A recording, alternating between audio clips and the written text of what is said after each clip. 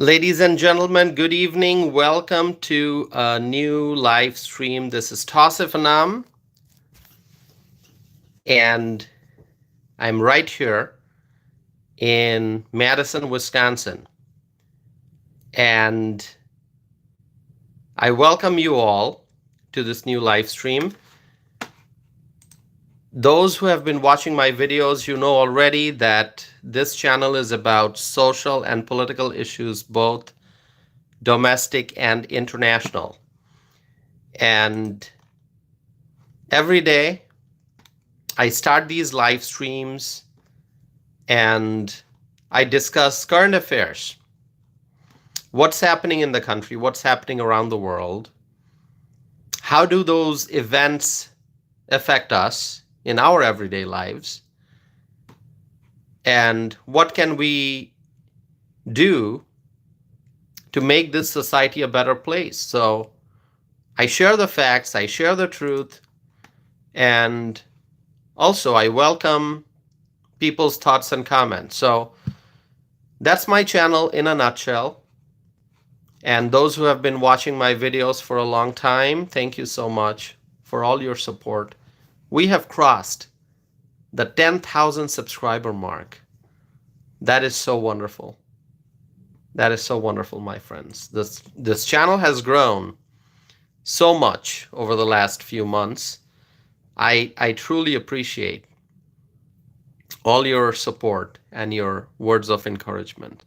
So Michael Brown is here. Hello, Michael Brown. How are you doing?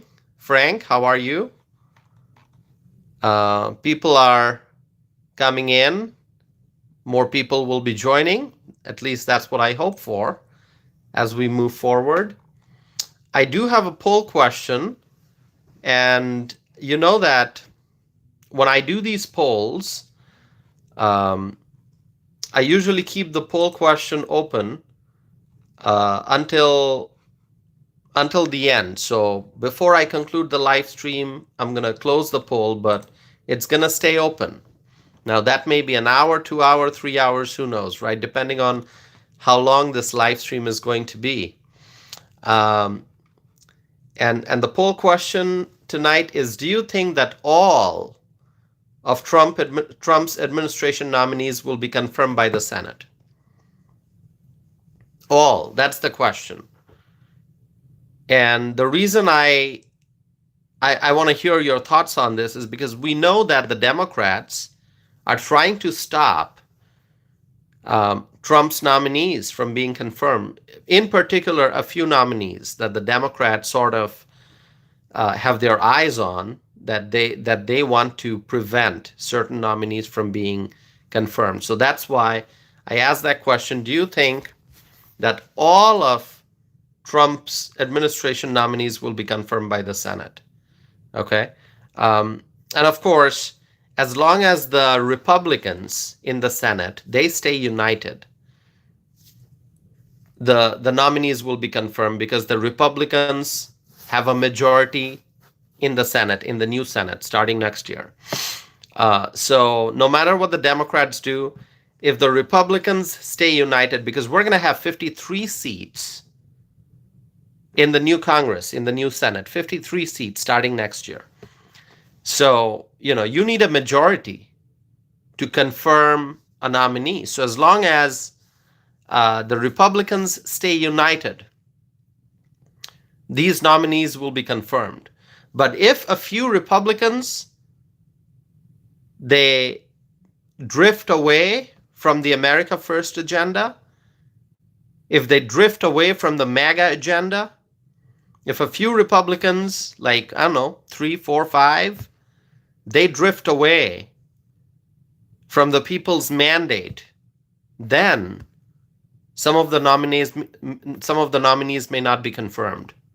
And so that's why I want to hear your thoughts. Do you think that all of Trump's administration nominees will be confirmed by the Senate?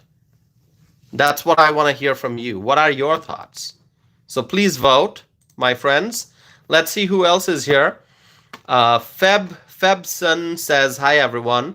Febson, are you new here? Fepson, are you here for the first time? By the way, who's here for the first time?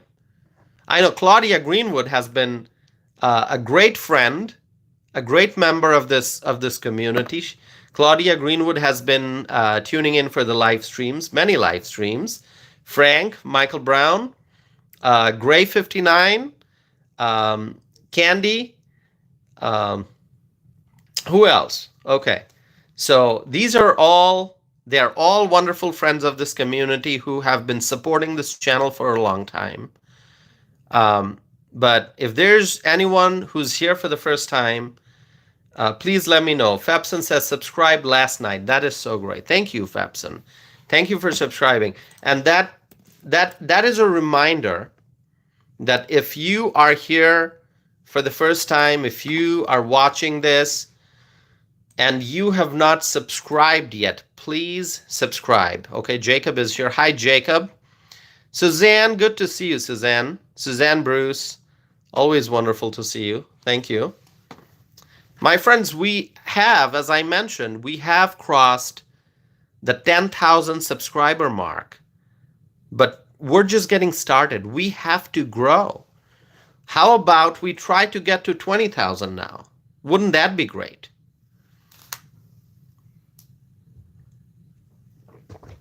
Can we now get to 20,000? Our journey to 20,000 is starting. And you know, let's get it done. Let's get 20,000 subscribers. We've crossed 10,000. Now let's go to 20,000. Do you think we can get it done? I know we're a long way from 20,000 because we're just at 10,000, right? We're a long way from 20,000, but do you think we can get there? Ken. Hi, Ken. Good to see you. Ken, do you think we can get there? Suzanne, what do you think? Jacob says, I'm sure you can. Oh, wow. Suzanne, I love what you just wrote. Suzanne wrote 100,000. You know, why target 20,000 when you can target 100,000? Is that right? Can we get it done? You know what? I'm not going to say if we can get it done or not.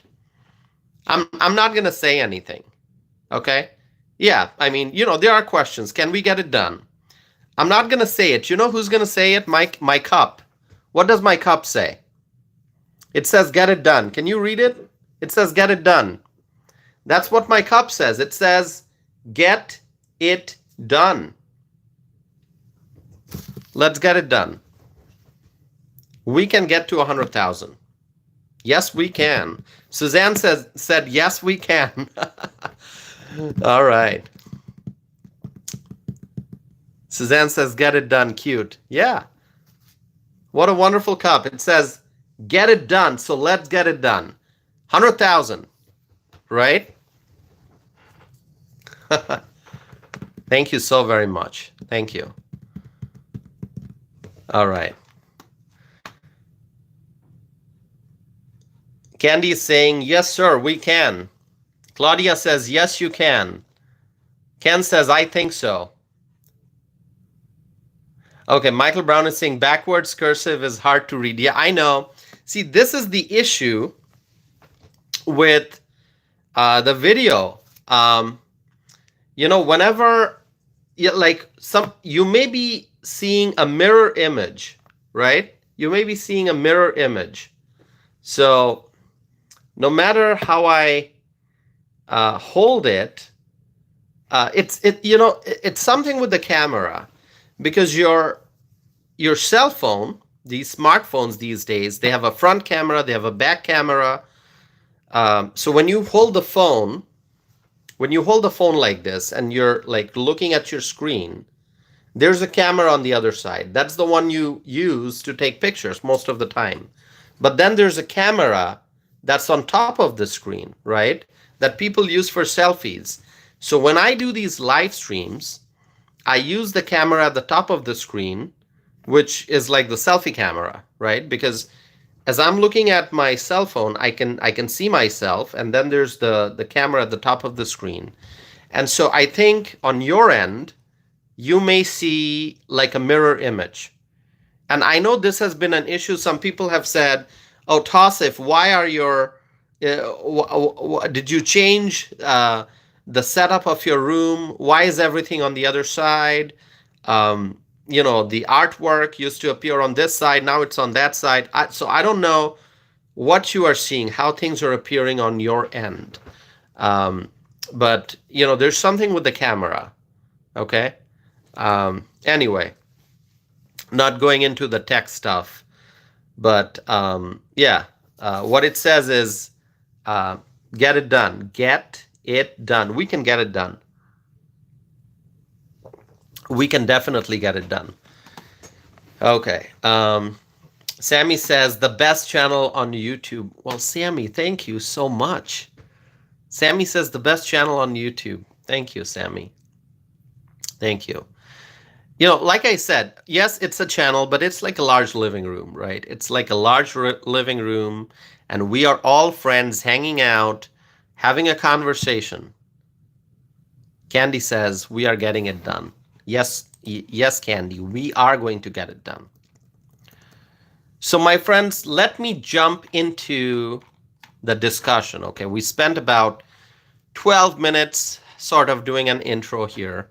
By the way, I always have, obviously, things I want to talk about, social and political issues, but then I like the conversation. So I like the discussion, I like the conversation, and so sometimes I kind of drift away from my talking points. You can see that. But, that's the nature of this channel. It's not supposed to be a news channel where you just, it's like TV, you turn it on, and you hear a person giving you all the news and connecting with a reporter, and the reporter then stands in the field and says, yes, we're live here outside this building, and this is what happened today. We spoke to some witnesses. This is what they said. This is not that type of a channel, right? Yes, I share news, I share updates. But it's really about the interaction. It's really about the interaction, right? Otherwise, I could just do I could have like a microphone here. I could just stand okay, I could get my podcast microphone right here. I could make it appear like this. Ladies and gentlemen, welcome to tonight's news. Tonight we're going to talk about breaking news. We've got our reporter on the field. Let's go live to our reporter on the field, and then the screen moves and the reporter says what's happening on the field, so on and so forth. But this is not a news channel, right? This is not. It's a community. Yes, Claudia, it is a community. So we have to focus on the engagement, on the discussion, right? Suzanne, thank you for the great compliment. I appreciate that. Anyway, this channel is possible because of you all. It's possible because of you all, because of your support. Not just one-time support, continued support, day after day, night after night. You are supporting this channel, okay? And so that's why we get together for these conversations. And so we went from, a couple dozen subscribers to a few hundred to 1,000. I remember when we reached 1,000, it was like, oh my God, the channel now has 1,000 subscribers. And then 2,000, 3,000, 4,000, 5,000. And we have traveled such a long distance, right? Here we are, more than 10,000. And now I tried to set a target of 20,000, but Suzanne said, no, 100,000. So Suzanne, we're going to set a target of 100,000, not 20,000. Yes, we're going to cross 20,000 on our way to 100,000. But we're really hoping for 100,000. And it is possible because of your support. So let's get into the discussion.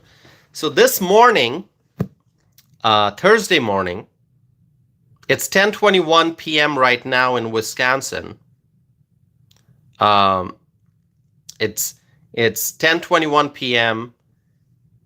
in Wisconsin. It's 11:21 p.m. in the Eastern time zone. So whether you're in the Eastern time zone or the Central or Mountain Pacific, wherever you are, we are all sort of on the same date. It's still December the 12th.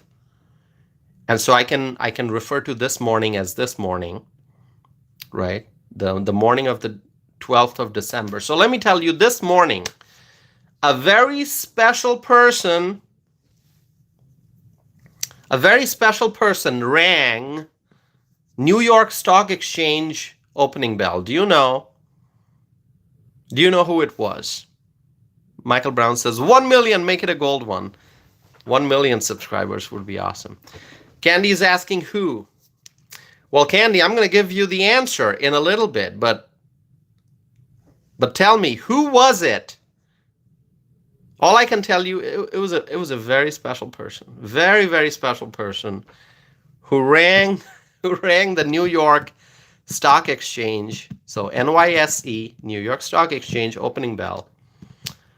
Who was it? Candy is asking who. Suzanne is asking who. Okay, Claudia is saying Trump, Trump, Trump. Michael is saying Trump, Trump, Trump. So, my friends, what do you think? Is Claudia correct? Is Michael correct? Michelle is here. Hi, Michelle. Frank is also saying Trump. Okay. So Frank, Michael, and Claudia, they're all saying Trump. What do you think? Was it Trump? It was Donald J. Trump. It was Donald J. Trump.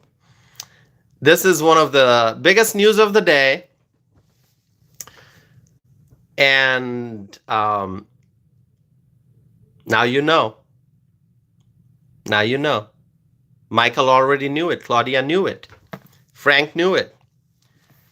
Donald J. Trump, a great leader, a bold leader, a true leader, a leader whose name everyone in the world knows. I mean, this is one name everyone in the world knows. It's Donald J. Trump, okay? So 9:30 a.m. Eastern Time, NYSE, New York Stock Exchange. 9:30 a.m. Eastern Time, that's when Donald J. Trump rang the opening bell at New York Stock Exchange, okay? And he was not alone. Our First Lady, former First Lady, soon to be First Lady again, Melania Trump, she was there, okay? She was there. Ivanka Trump was there. Tiffany Trump was there. And there were others, okay?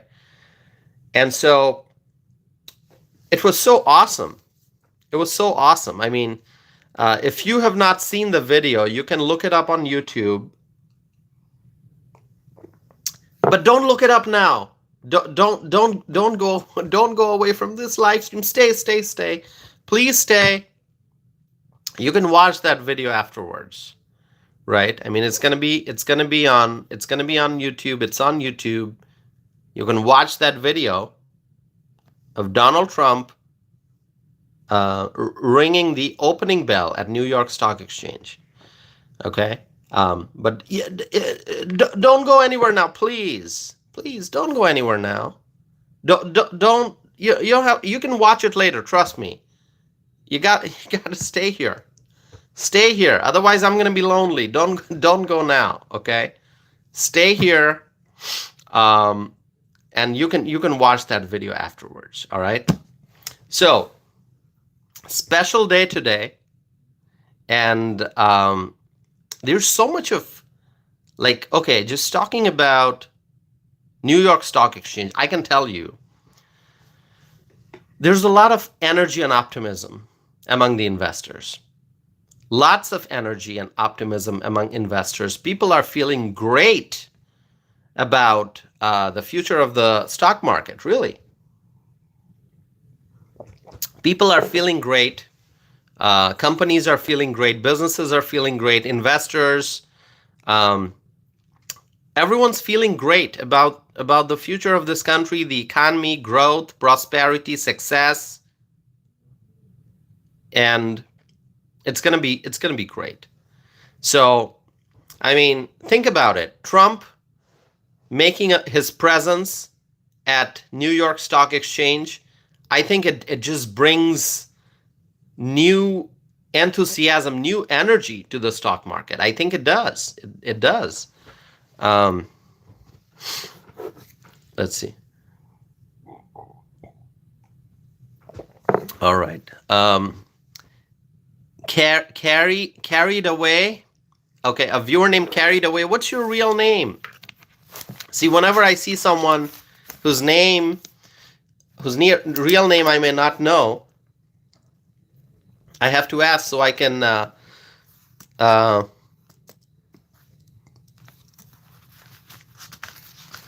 write it down so I can get to know people.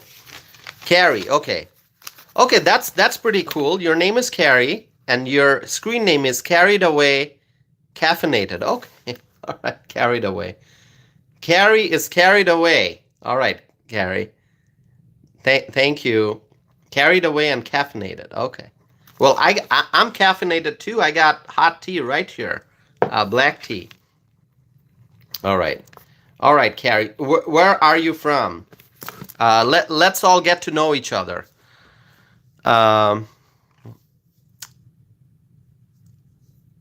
Let's all get to know each other. David Nichols. David, thank you for being here.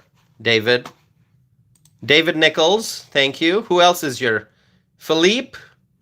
Philippe is here. Hello, Philippe. Did I miss anyone? Our friend Michelle is here. I think I mentioned that. Michelle from Florida. Okay, another viewer is here whose screen name I'm not going to mention because yeah, honestly, I don't like that screen name, okay? So please tell me your real name. You know who I'm talking about. I'm not going to mention that screen name. Trust me, you got to change your screen name. It's not a good one. Let me be honest with you, okay? It's not a good screen name. You can do better than that, okay? Change it to something more family friendly. All right. Yeah, tell us your real name so we can address you properly. Michelle says, Tassif is the greatest host. Thank you, Michelle. Thank you. All right.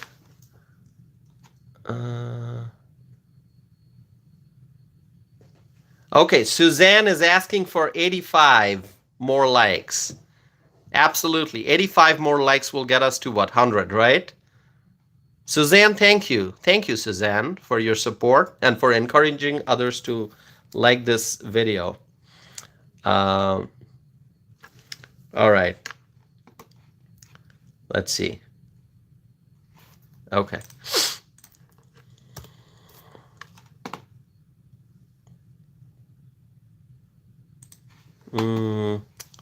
Let's see.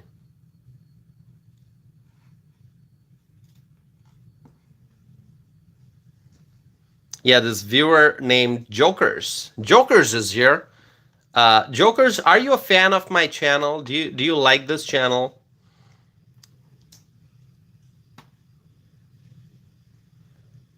Oh, actually, I'm looking at. Okay.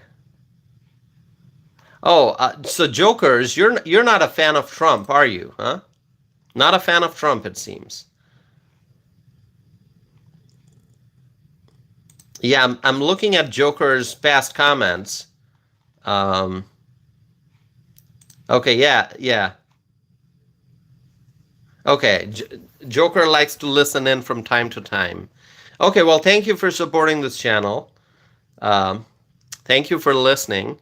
Even if you're not a Trump supporter, that's fine. You can all be here. All right, so I will continue with the discussion. Very special day. Donald Trump was at New York Stock Exchange ringing the opening bell. So great. So great. Okay. And today is a special day for another reason. Who can tell me what that reason is? The title of this live stream actually has a big clue about it. Person of the year.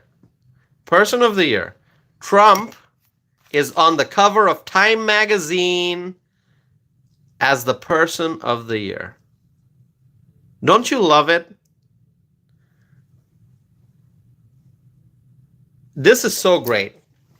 And Trump said that getting this honor for the second time, I think I like it better this time. Actually, this is what Trump said, and Trump said it's a tremendous honor.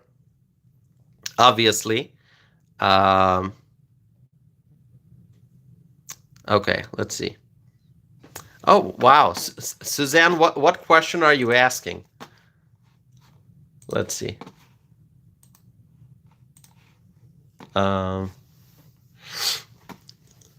Okay, let's see. All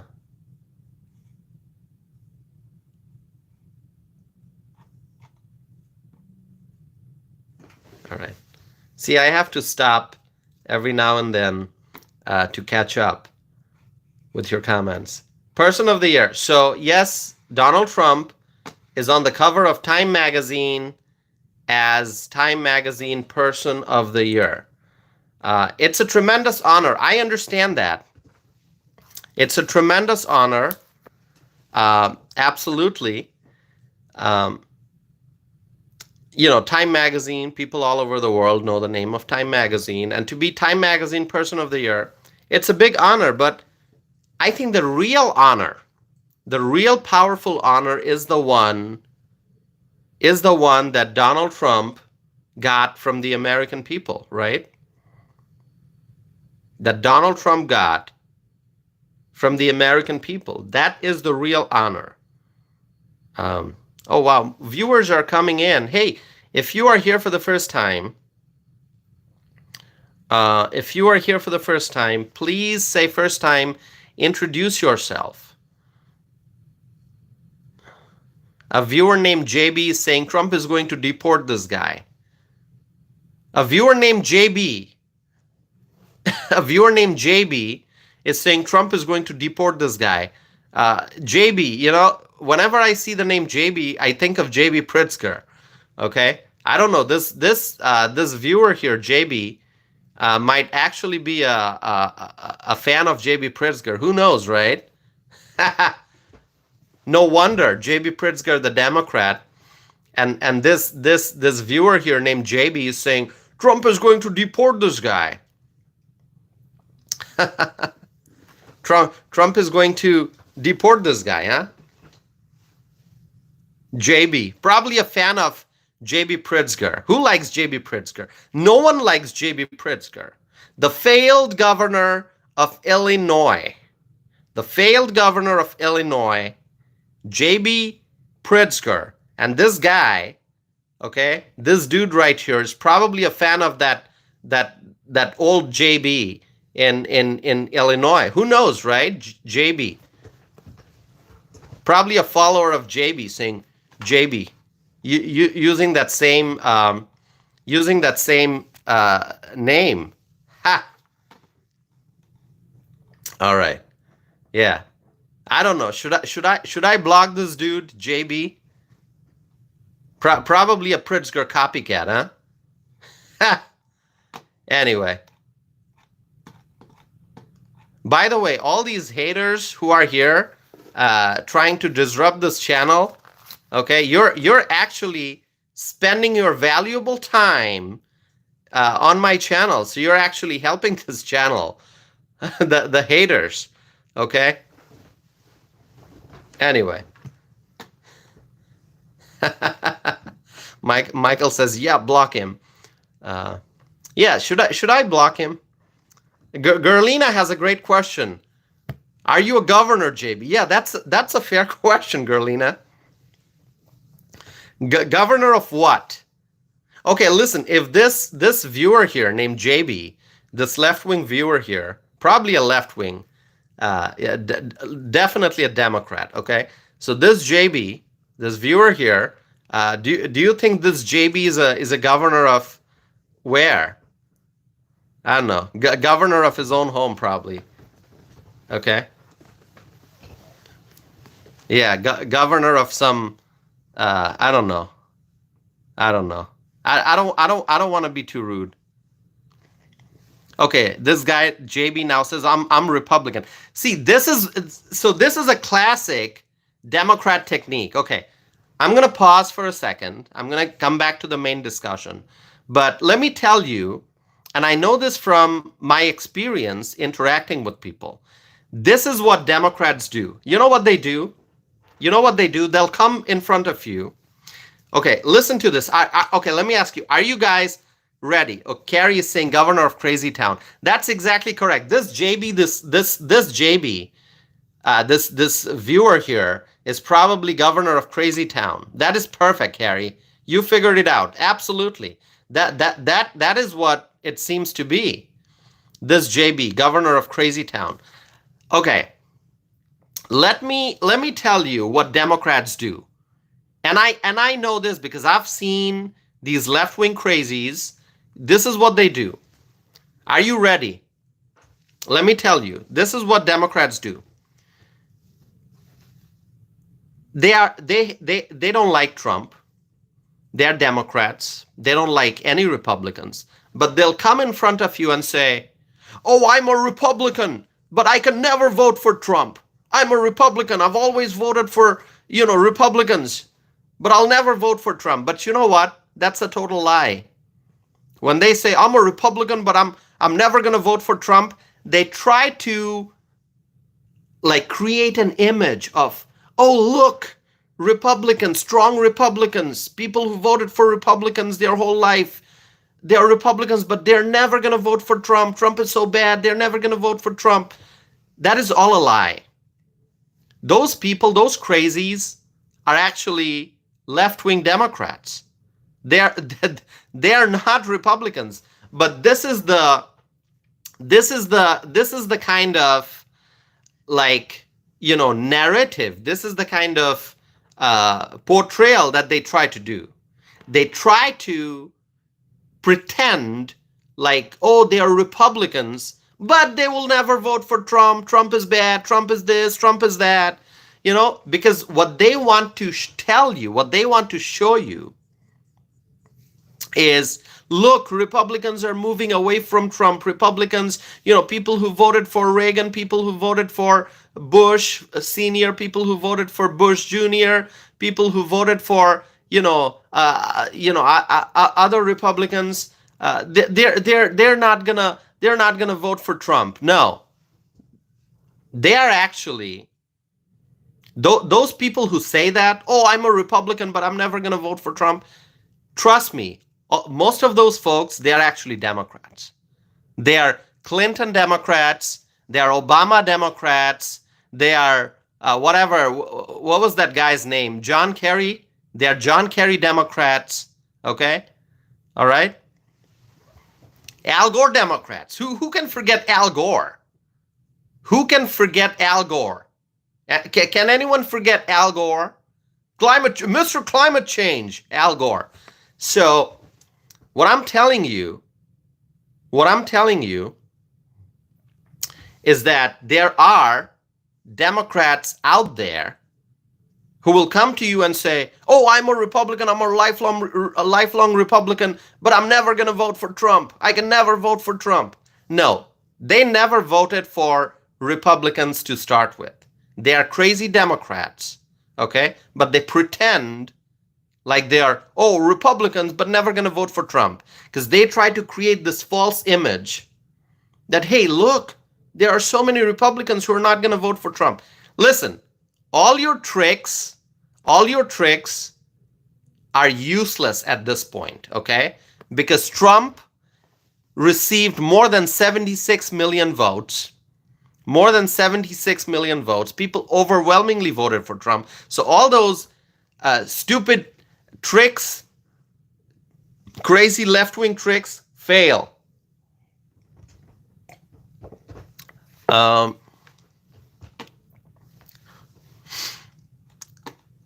right. Okay. So this dude JB is coming here You know what, JB? You know what? The most precious thing in a person's life is time. Time is more valuable than money. And JB, you know what you're doing? You are giving me your most precious thing, which is your time. Okay? By watching my videos, okay? Although you seem to absolutely hate me, okay, I can tell from your comments. Although you seem to absolutely hate me, but you're actually giving me your valuable time, okay? I mean, time is precious. Once time is gone, you can't get it back. You can't replace it. Money, if you lose it, you can get your money back, but time you can never get back. So actually, you are, no matter how much you hate me. See, you just said my channel is trash, right? Okay, but you're actually spending time on this channel. I mean, JB, you could actually go watch some cartoon.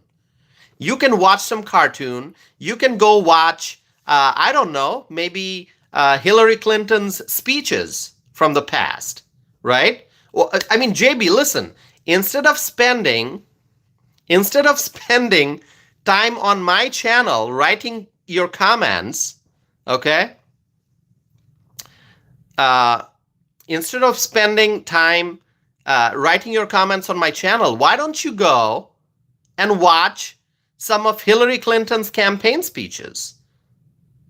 And you can also watch Kamala Harris's campaign speeches. That might be a better use of your time. Really. I mean, do you guys, others who are watching, do you agree with me? Yeah, that's what you can do. Listen, if you want to spend time doing something you like, go watch Hillary Clinton's campaign speech. Listen, remember 2016? Remember 2016?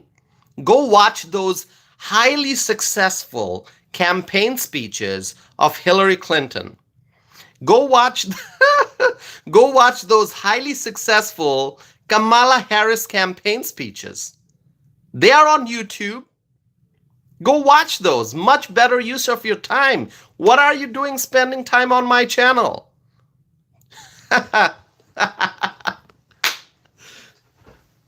This is so cool. This really, I mean, do it. And if you want to go further back, you can go watch John Kerry's campaign speeches. How about John Kerry? Okay, listen. Who wants JB to go watch John Kerry's campaign speeches? Tell me. Just write in the chat window. Write, JB, go watch John Kerry's campaign speeches.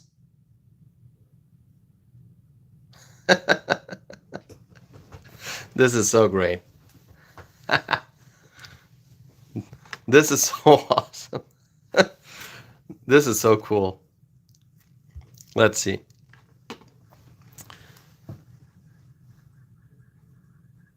All right. See, JB won't leave. JB is still here. JB loves my channel so much. JB is still here. JB is like stuck. All right? JB is like stuck here on my channel. Can't get out. Which way is the exit? Which way is the exit? Okay. Anyway, I gotta go back to my discussion. And JB, listen, keep insulting me, keep writing comments. You're actually helping this channel. By spending more time on here, you're actually helping. You're actually helping my algorithm, okay? Do it. Stay here, okay? You want to insult me all you want? Go right ahead. Do it. Listen, you have no idea what my level of patience is. Trust me, you have no idea how patient I am, all right? How calm I can be. Just stay here. Just stay here. Now JB is saying the algorithm knows your channel is trash. Well, JB, if my channel is trash and the algorithm knows my channel is trash, how did the algorithm convince you to click on this video? How did the algorithm get you to click on this video? All right. Michael Brown is saying, I have literally zero patience. I got a lot of patience.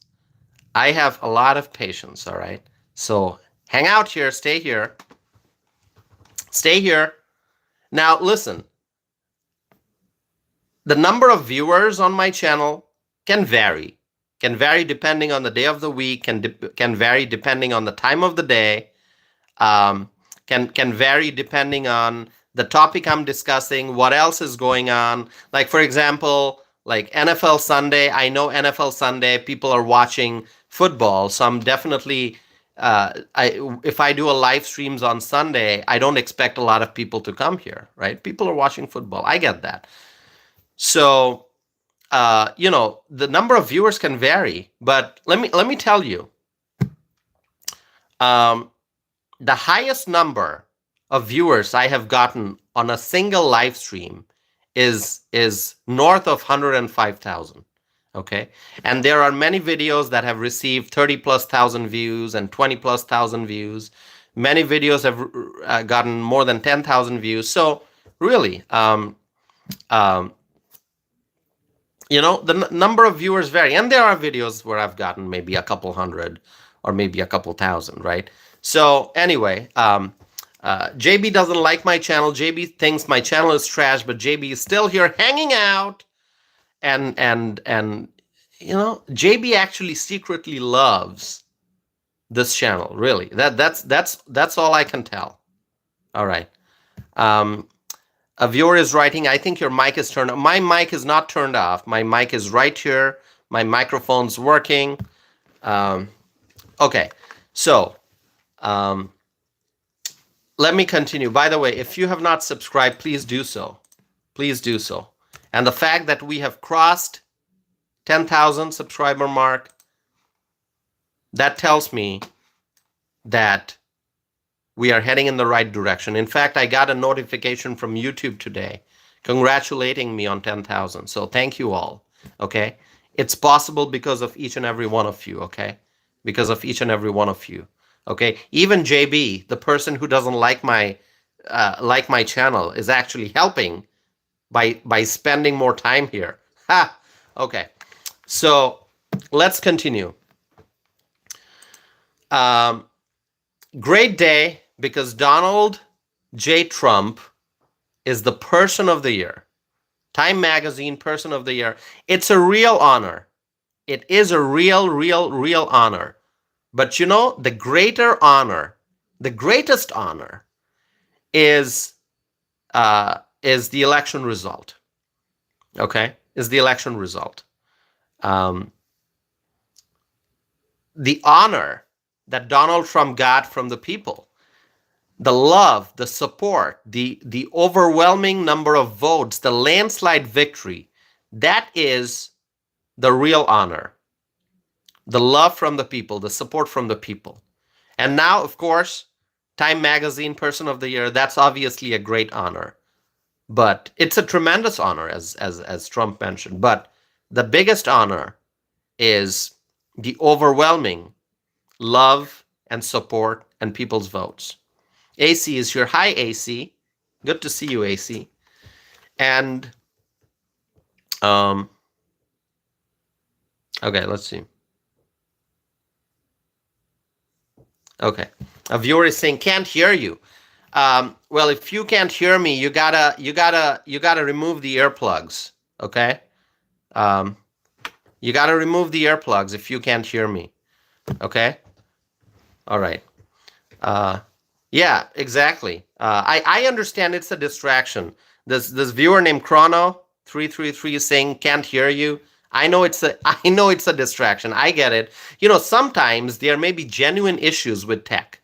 Like I think the previous live stream I did, people were telling me that hey, the video quality is not good, and I checked. I saw that there was an issue with my internet.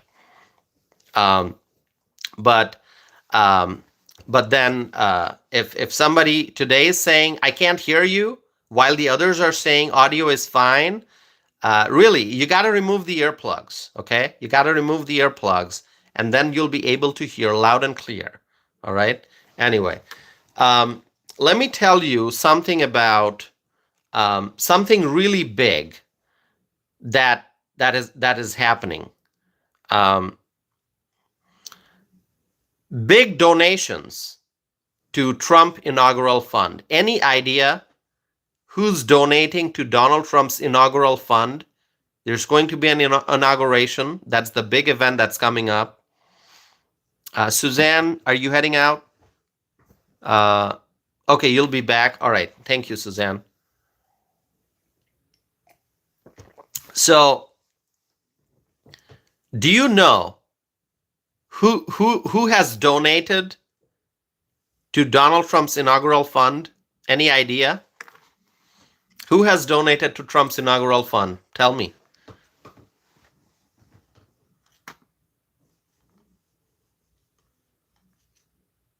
Exactly. The name of the person right there, Zuckerberg. Listen, do you remember when Facebook suspended Trump's account? Who remembers that? Who remembers that? Facebook suspended Trump's account. Who remembers that, my friends? Tell me. 34 likes already, my friends. Can we get more likes? Let's get to 100.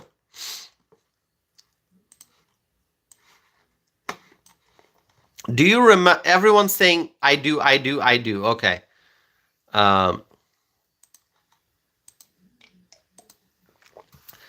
People remember very, very clearly that Facebook suspended Donald Trump's account. Gerlina says, I remember that. Yeah, we all remember that.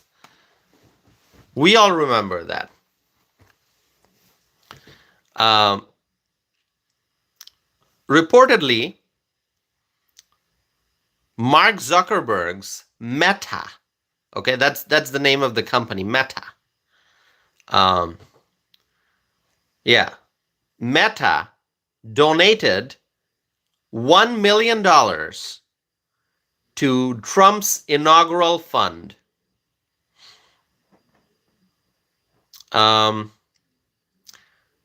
Why is this viewer writing the same comment over and over again? I mean, this is the way to get like blocked. Listen, I'm gonna block this person who's writing the same comment over and over again. Okay. All right. I mean, listen, don't write the same comment over and over again. Blocked. Okay, who else should I block? Anyway, I blocked that person. Tangerine's here. Hi, Tangerine. Thanks for being here. Yeah, I blocked that person. Misty is here. Hi, Misty. Thanks for being here. I gotta block this Chrono person also. Nasty comment right here. Bye, Chrono. Get out. Okay. Okay, Chrono is blocked. Okay. So Mark Zuckerberg's Meta. All right. Meta hold on. All right. Do I need to block anyone? No. Okay. Mark Zuckerberg's Meta donated $1 million to Donald Trump's inaugural fund. And it has also been reported that Zuckerberg recently met with Donald Trump at Mar-a-Lago. How cool is that, huh? How cool is that? I mean, we all remember when Facebook suspended Trump's account. We didn't forget that, right? And now it's being reported that Zuckerberg met with Trump at Mar-a-Lago, and Zuckerberg's Meta donated $1 million to Trump's inaugural fund. So Zuckerberg had dinner with Trump at Mar-a-Lago. And so what is Meta? Many of you know this already. Meta is like the parent company. And there's like Instagram, Facebook, WhatsApp. And so Meta is the parent company of Instagram, Facebook, WhatsApp, okay? And so Meta donated $1 million to President-elect Donald Trump's inaugural fund, okay? Very interesting. Now, there's another big name, and it's being reported. So, okay, we discussed Meta, we discussed Zuckerberg. Now we're moving on to another big name that is reportedly going to donate $1 million to Trump's inaugural fund. Any idea? Any idea what that big name is? Do you want to make another guess? Let me know.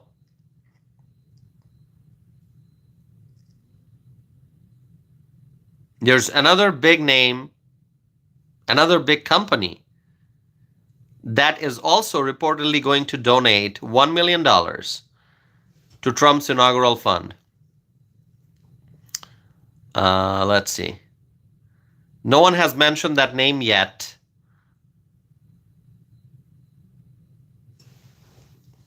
I'm going to give it a few more seconds. Let's see.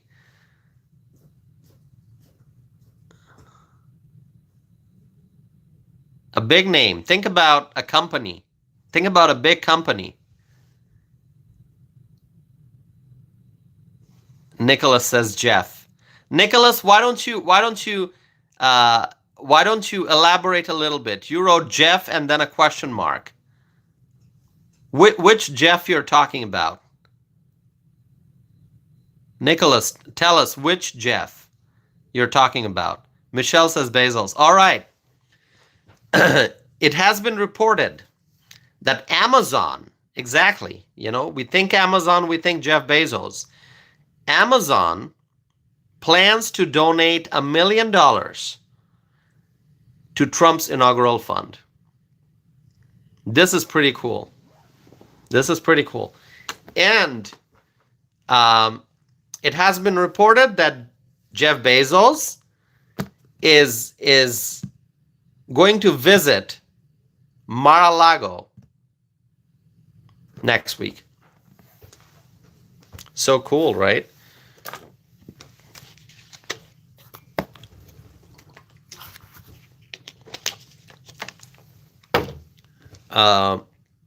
Yeah, I saw it. I'm like, what is going on? Think about the technology, the tech giants, right? When you think about all these companies, these are giant companies, Meta, Amazon, and these are very big names, not just in the country, but big global names, right? Zuckerberg. I mean, whatever comments you may have about these people, we can't deny that these are big names. And that's why these individuals are criticized, they are praised, depending on their actions. We're not forgetting the fact that Facebook suspended Trump's account. Okay. Now the account obviously has been reinstated, but it was suspended. It was banned for I don't know how long. It was for a long time, and now Meta donates $1 million to Trump's inaugural fund, and then Amazon reportedly is also going to donate $1 million. I mean, think about these big names. They are tech giants. They are titans, and they are showing their support for Trump. They're showing their support for Trump, okay? Whatever they may have in their mind, we can't read people's minds, but we can see from their actions that they're trying to show their support for Trump. I mean, just imagine how things have changed over the last few years. How things have changed. Actually, go back several years. I think most of us here remember everything that happened over the last several years. Trump announced in 2015 that he's going to run for president. People joked about him. People didn't take him seriously. People said, oh, he's never going to get the nomination. Although, I can tell you, my mother and I, it's documented, both my mom and myself, we both supported Trump since 2015. Since he announced his run, we have been supporting him. And I know many of you out there watching this, you have done the same, supported Trump since 2015. But we remember how so many people said, oh, he's never going to get the nomination. And when he finally got the nomination, oh, he's never going to win. Hillary's going to win. Yeah, Hillary's going to win, huh? Well, Hillary won one thing. Hillary became the runner-up in the presidential election, right? Hillary was the runner-up in the presidential election. Guess what? The runner-up doesn't win the White House, right? And so anyway, then Trump was in office for 4 years, made America great. Then something happened in 2020. And I've said this before.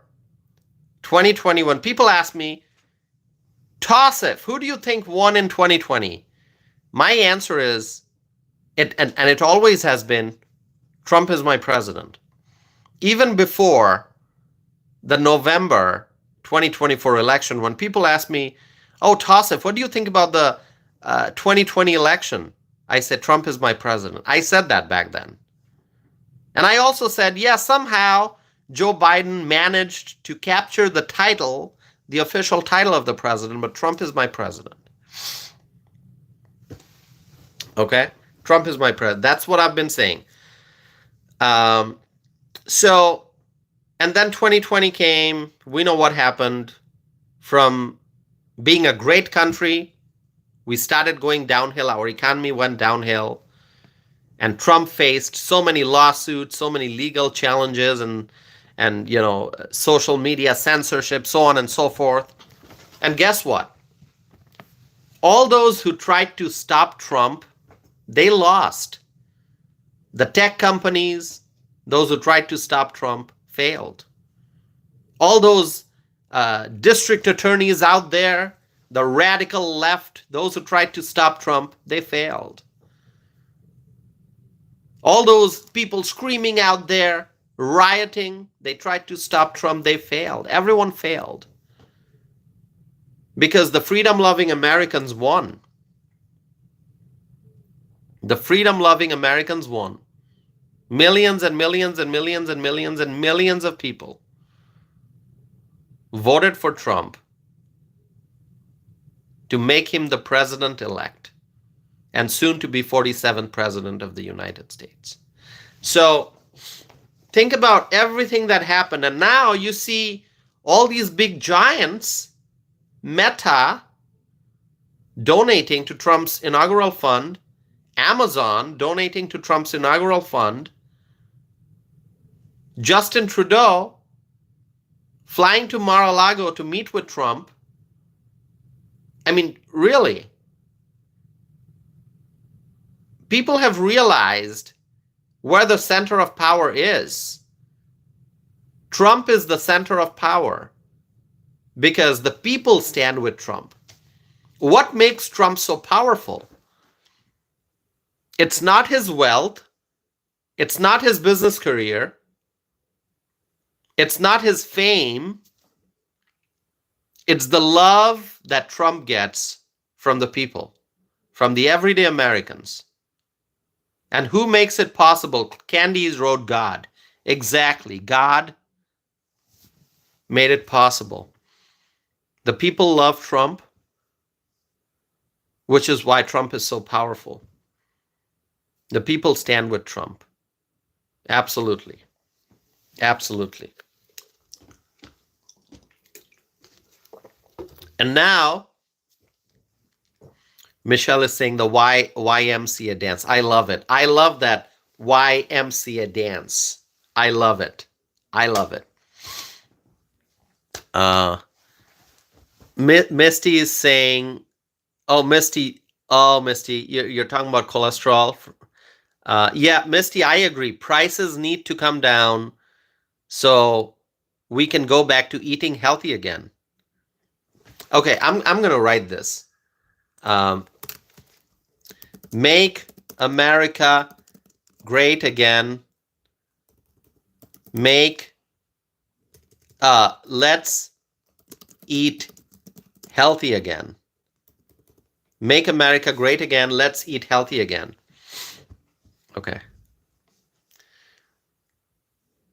Okay, I see people commenting about my clothing here. What's wrong with it?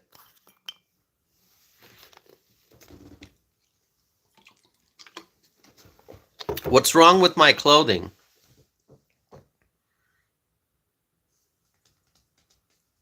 You don't like what I'm wearing? You don't like this coat? You don't like, yeah, what do you not like? Candy is saying you look great. Thank you. Thank you, Candy. Brandon, explain your comment, Brandon.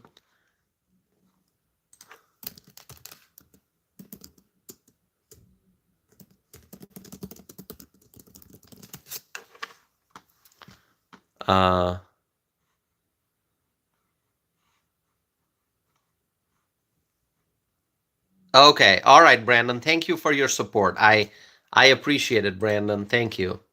Thank you so much. Thank you. All right. All right, let's see. Hold on. I got to change the screen here. A viewer named Dante. Okay. Dante doesn't like my clothes.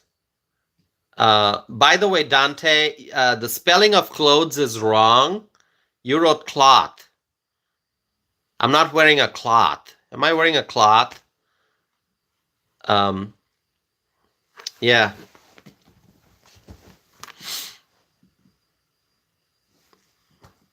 Clothes.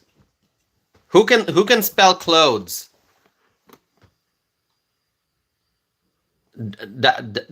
Dante wrote cloth. Where's the cloth? I'm not wearing a cloth. Clothes. CLOTHES. Clothes. Clothes. Who's saying cloth? Where do you see a cloth? All right. Let's see. Okay. So who else is writing stuff?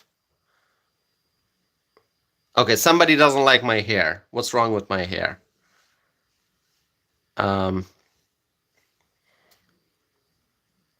Yeah, see, everyone's writing the correct spelling of clothes. Okay, now Dante is making fun of my skin, huh? Dante, go right ahead. Keep making fun.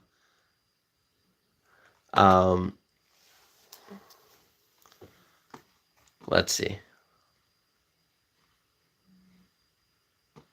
Human Nature is writing, make America great again. Let's eat healthy. Yeah, I agree with that.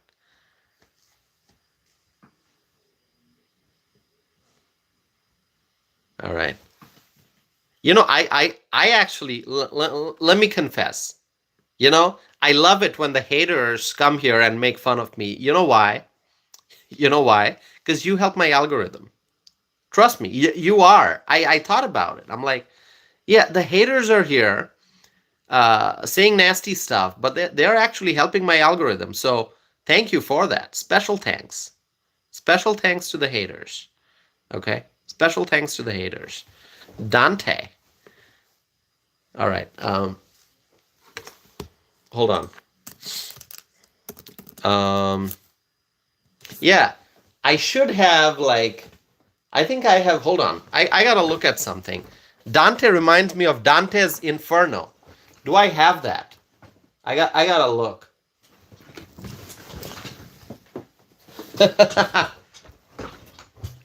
So there's a viewer here named Dante. Okay? Dante is saying, "You don't look good, bro." And then Dante is making fun of me. I know a Dante who's really awesome. Okay. Not this Dante. The Dante in the live chat is not the good Dante. This is the good Dante. See? The Divine Comedy.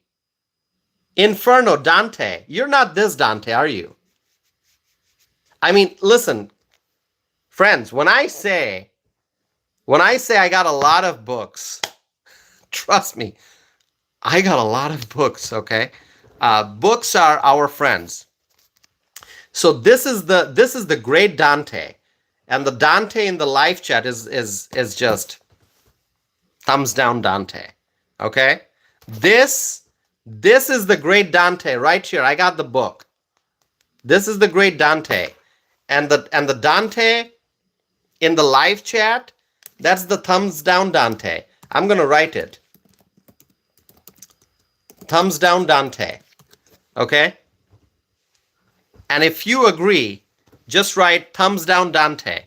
Yeah, exactly. This person, Dante Pasquale, is the thumbs down Dante. You want to see the thumbs up Dante? This is it. This is it, Dante. The Divine Comedy. Okay, Inferno. I love it. Yeah, Dante doesn't know how to spell clothes. Exactly. Dante's saying like cloth. Where do you see a cloth? Joker's Wild is asking, what's your favorite book? Well, there are so many genres, right?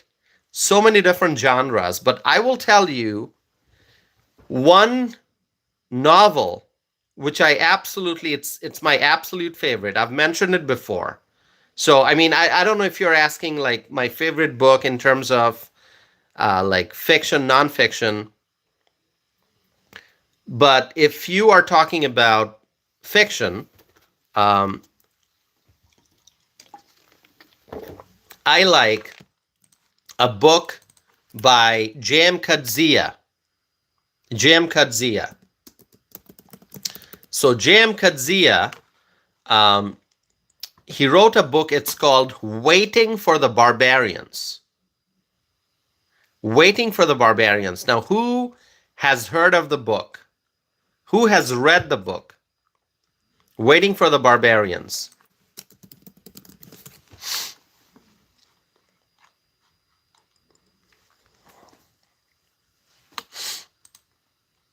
Okay, Michelle says I have not. Dante says I have. Okay.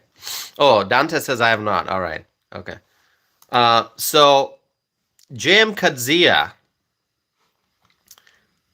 wrote this book, Waiting for the Barbarians. I'm going to write it down here. Waiting for the Barbarians by J.M. Coetzee. Okay. He's a South African writer. Hold on.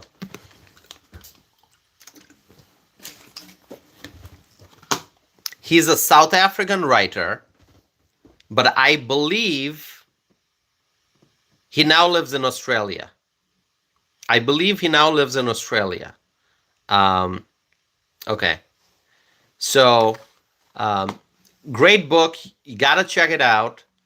Yeah, I think J.M. Coetzee is now in Australia. Yes, he's in Australia. So Michael Brown, is Michael Brown still here? So J.M. Coetzee was born in Cape Town of South Africa, and he moved to Australia, and I don't know if he lives in Australia now. I think he moved. Yeah, Michael Brown is here. So in 2002, Kadzia, he moved to Australia, and I don't know if he still holds that position or not, but I think he holds, if I'm not mistaken, I have to go look at his bio, but I think he holds an honorary position at the University of Adelaide. Okay, University of Adelaide. Okay, Michael Brown, how far is Adelaide from where you are, Michael Brown? We have our friend here, Michael Brown from Australia. That's why I'm asking Michael Brown the questions. So yeah, read that book, Waiting for the Barbarians by J.M. Kadzia. Okay, really, really great book. Really great book. Do I have it here? Let's see. I have it somewhere here, I think. I think I have it here somewhere, or it might be in the other room. Anyway, read that book.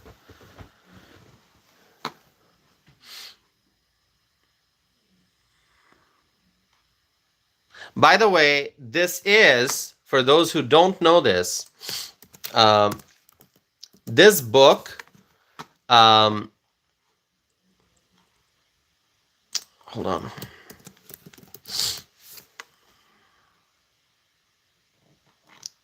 Give me 1 second here. I gotta change my screen here.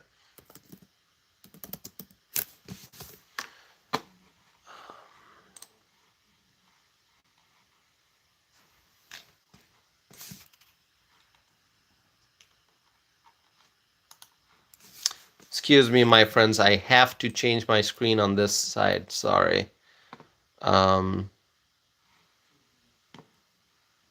Okay. Okay, I'm back. So, yeah, what was the question?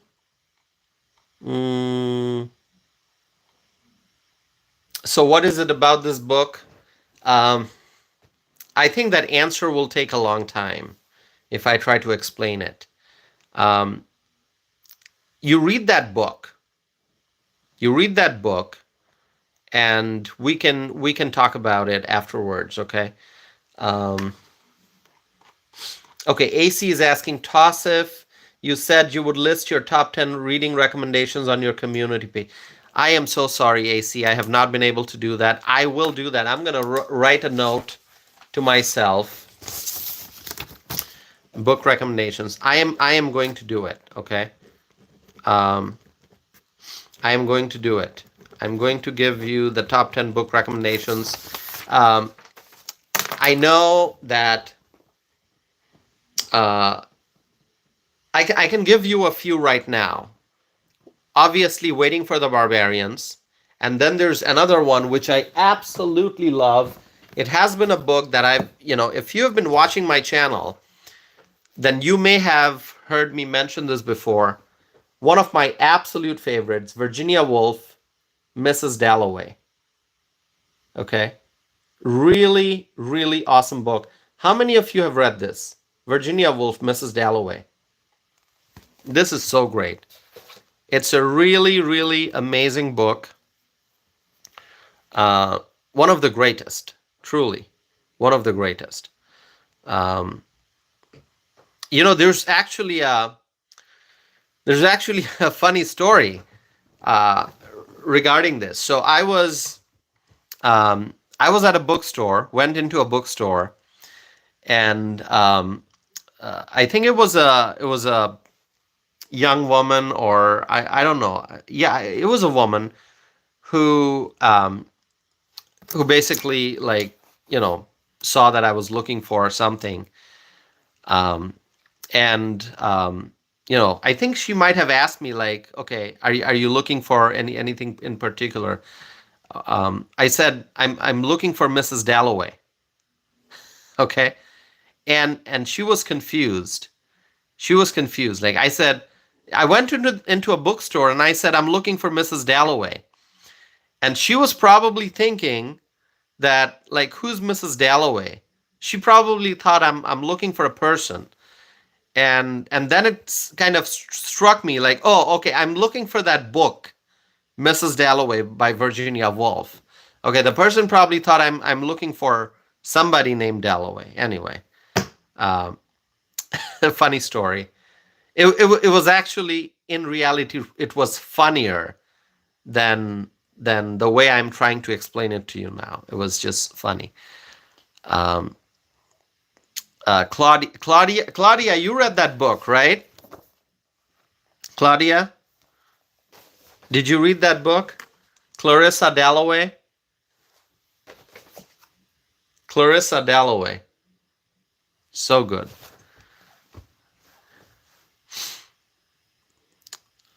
All right. Michael Brown is saying Adelaide University is around 8 hours and 15 minutes. Wow. Drive from where you are. So yeah, J.M. Kadzia, Waiting for the Barbarians, read that book. I mean, if you want to read, like, if you ask me, like, okay, what is one work of fiction? One book, just name one book that we should read. I've been saying it. Waiting for the Barbarians. I mean, there's so much of depth in it. I can't explain it. I can't explain. They actually made it into a movie. I have not watched the movie. It's a Johnny Depp movie. I haven't watched the movie, but books are always better than movies, okay? All right. Let's see. Give me 1 second, my friends.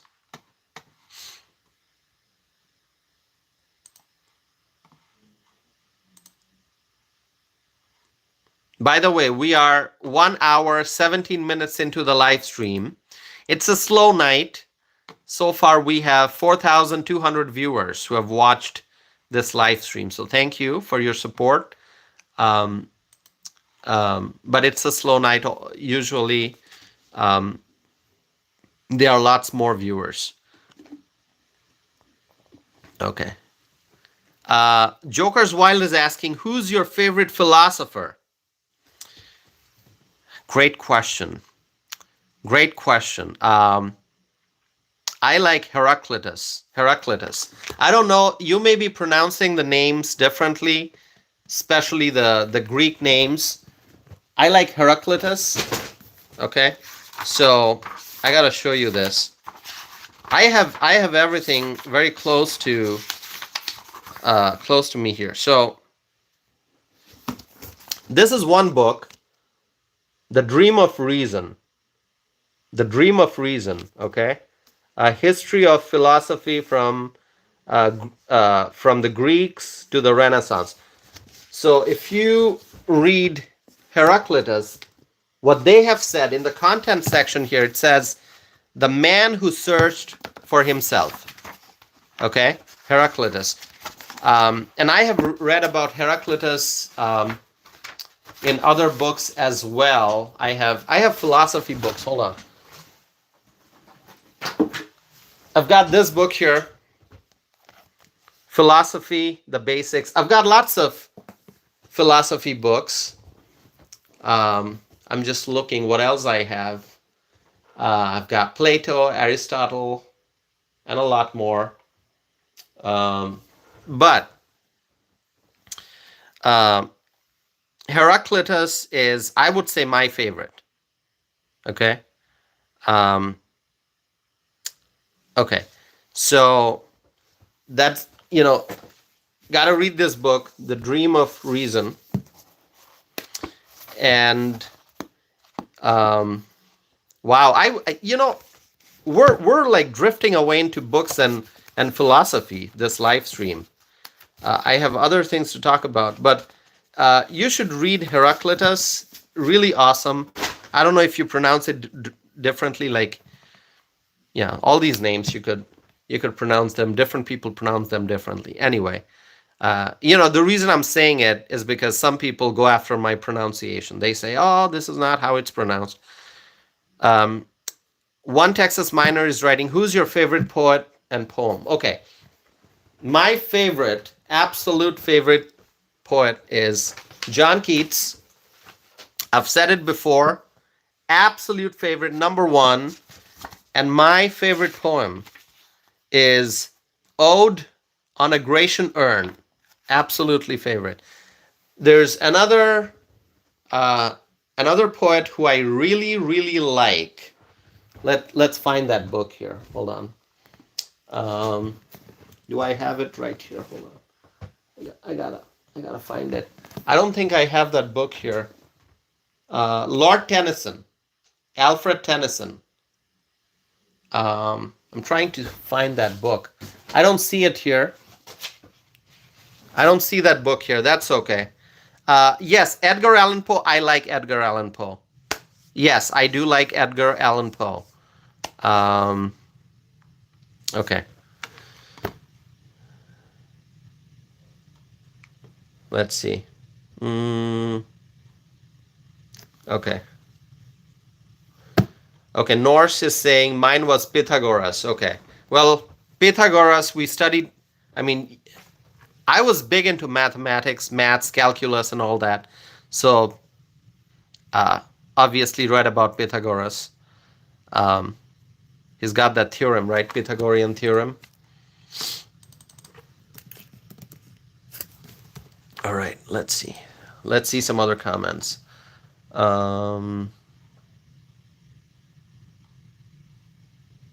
Oh, what's my favorite political science? What's my favorite political science book? I've read so many political science books. I mean, textbooks as well as there are so many. Which one would I say? Political science book. I can't like. There are so many. I can't think of one that I can say it's my absolute favorite. Okay. Okay, Alex is saying my favorite poet is LL Cool J. All right, that's cool. That's cool. That's cool. If you like LL Cool J, that's cool. All right. You like rap? That's okay. That's good. All right. I'm looking at my books now. Got so many books here. So many books that I haven't had a chance to read that are on my list. I have those books that I haven't had a chance to read yet. Let's see. All right. Okay.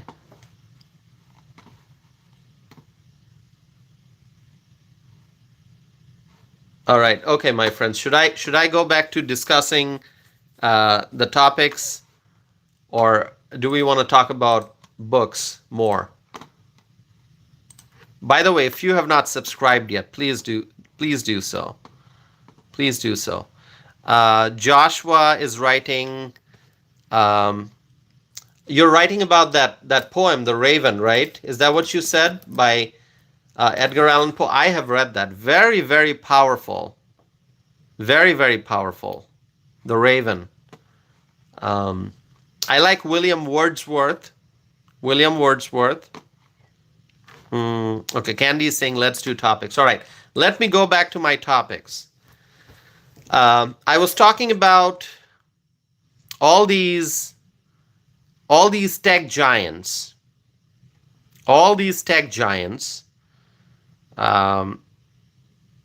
Okay, listen. I have to mention something before I jump back to the discussion.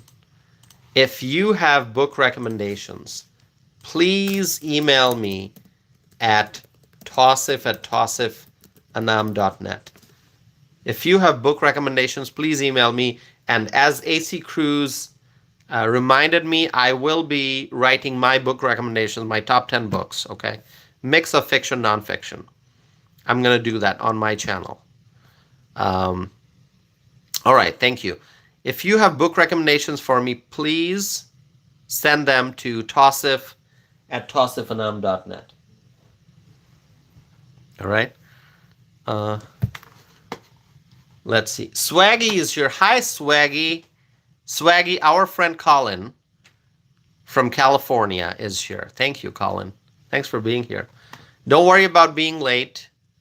We're glad you're here. We're glad you're here. Thank you. All right. So let us go back to the discussion.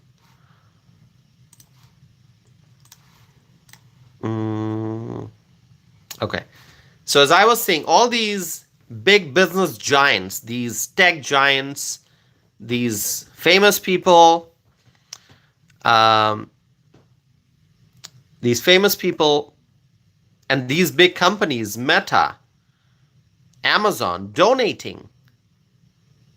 Meta has donated. Amazon is reportedly going to donate $1 million to Trump's inaugural fund. And then Zuckerberg had dinner with Trump at Mar-a-Lago.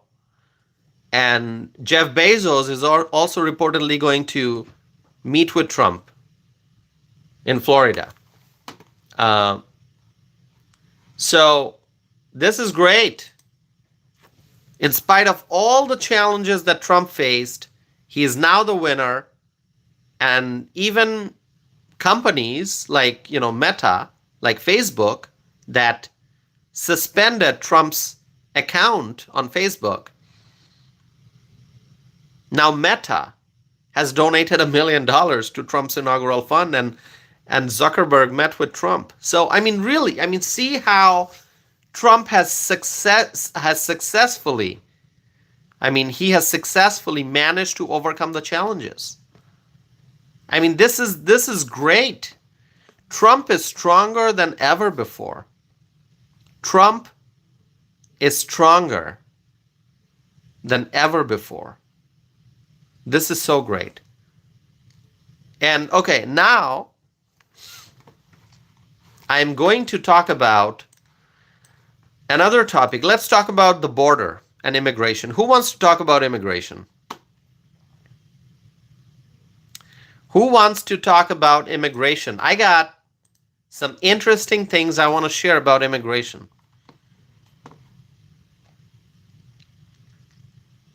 Candy says I do. Okay. Shockrock says me. Postcard says me. All right. It has been reported, my friends. It has been reported. By the way, Claudia Greenwood is saying deportation is coming. Claudia, yes, we have been talking about it. Deportation is coming. One Texas miner, thank you for being here. Did I forget to say hello to anyone? And any friend I forgot to say hello to? Marjorie, hi Marjorie. Kathy is here. Kathy, thank you, Kathy. Thank you. All right. Okay. Yeah, if I missed anyone, I'm sorry. Scott is here. Scott Weber. Hello, Scott. Did I also see Scott Wells? Scott Wells, are you here? I don't know. I think I saw Scott Wells also. Maybe I forgot to say hi. I don't know. Scott Wells here? No? Who did I miss? I feel like I missed someone. Anyway. All right. All right. AC Cruz is here. AC Cruz, I will write the book recommendations. Thank you for that reminder. Mr. Howell. All right.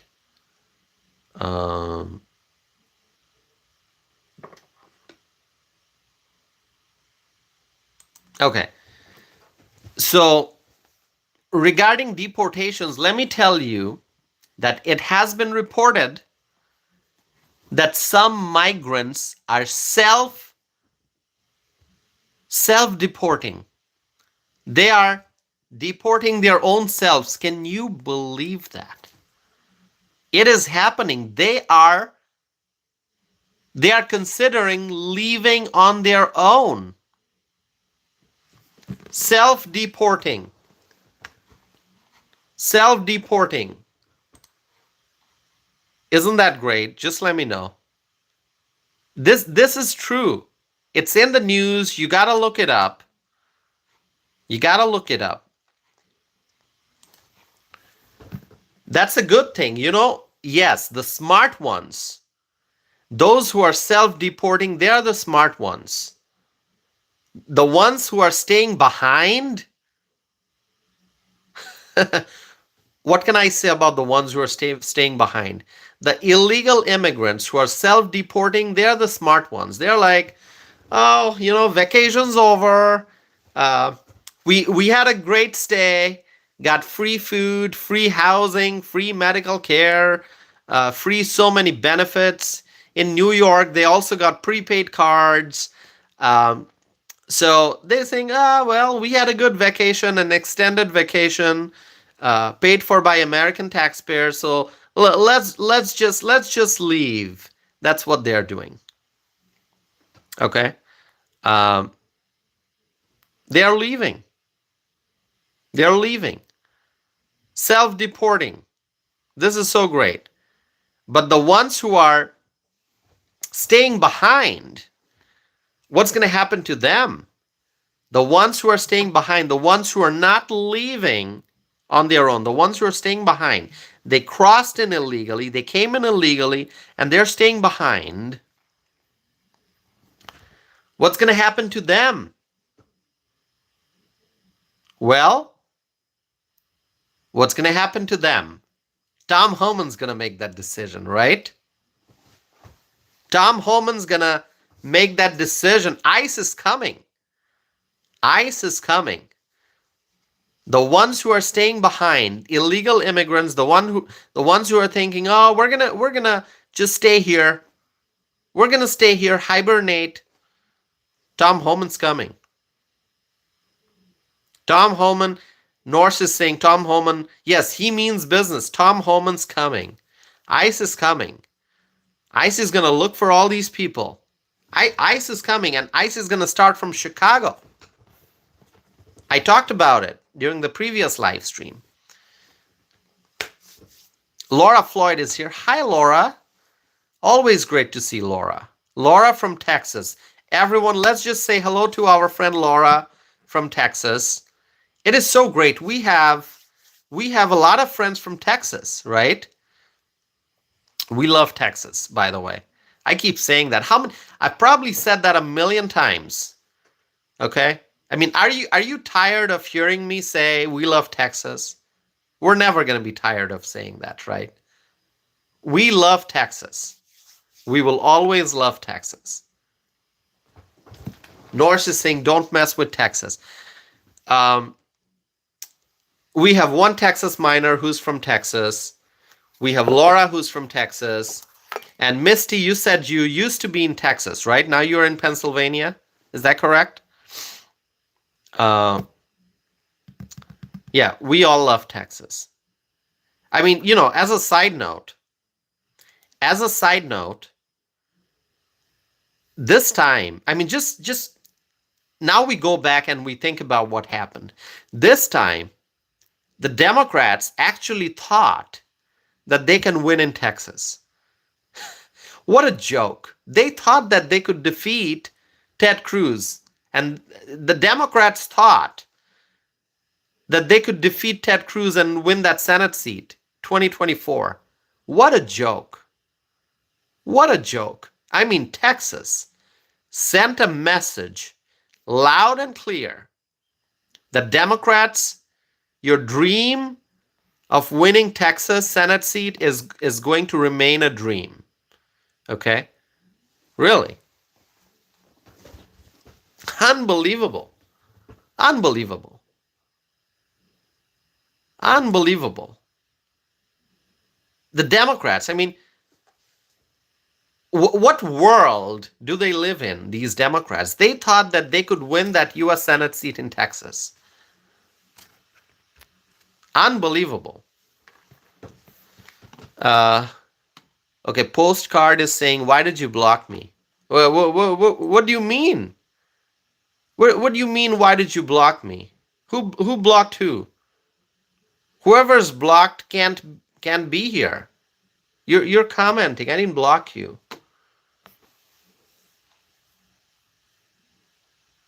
What does that mean? I don't get it. If somebody is here and says, why did you block me? What does that mean?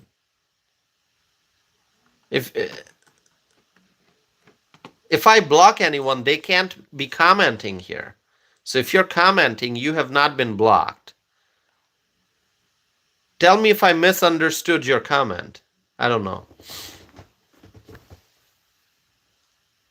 Okay. Michelle is saying, God bless Texas and Governor Abbott. Absolutely. My favorite governor, by the way. I've said it before. Absolute favorite governor.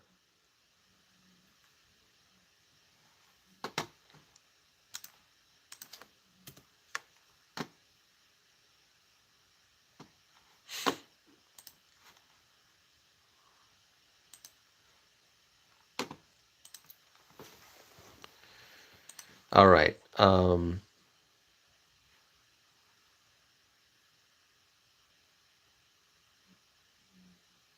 Michael Corleone is here. Michael Corleone! By the way, I was watching that movie a few days ago. It was not few days. I think it was a couple of weekends ago. Turned on the TV, and there it was, The Godfather. Is that the same Michael Corleone? Oh my God! Is the real Michael Corleone here, chatting with us? Wow, that is so cool. This is exciting. We got Michael Corleone.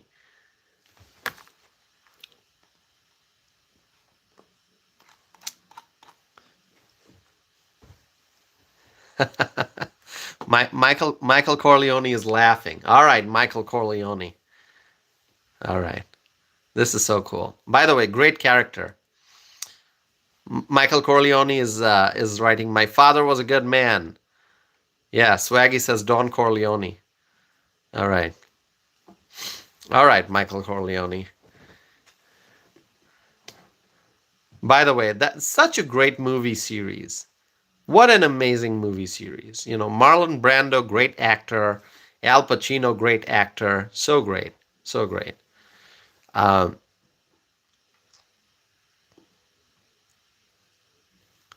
Okay, Michael Brown is writing. That's nothing. You got Michael Brown.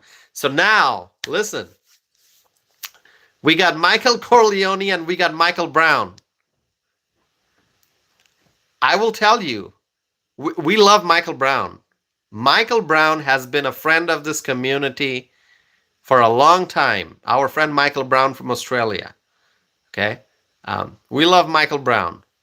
Now, Michael Corleone, where are you tuning in from? Are you tuning in from New York or Italy?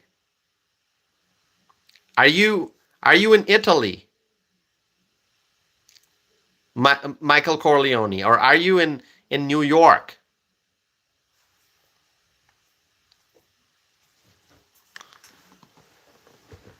Let's see.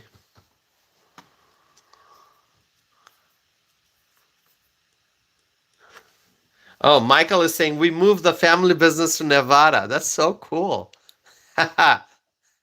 All right. Okay. This is a lot of fun. This is a lot of fun. By the way, we love Nevada.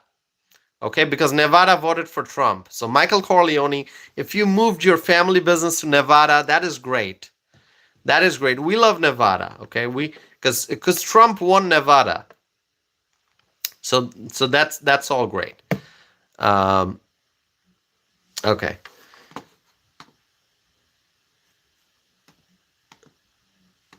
Okay. All right. This is so great.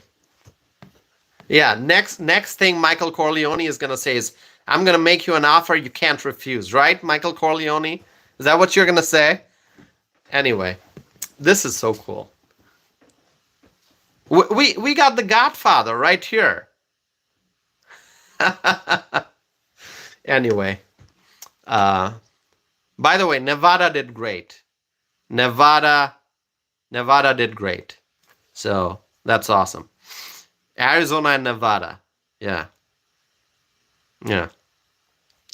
So it has been reported that migrants are self-deporting. Uh, Listen, every time I'm trying to go back to my discussion points, I see a comment from Michael Corleone, and I just get distracted and I just have to laugh.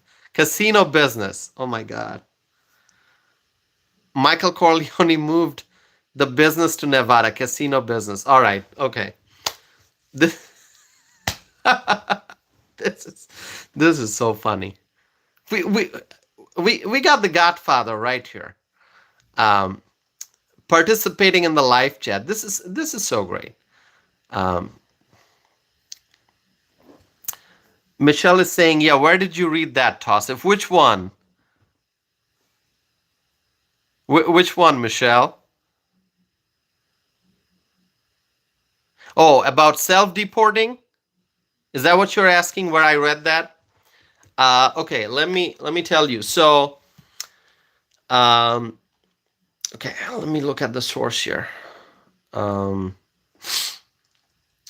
this is okay. So if you go to News Nation, you're gonna find it.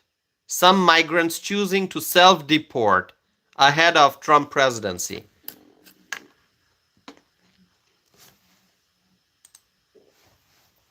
Yep. So, yeah. So News Nation reported that. Did I answer your question, Michelle? Let me know.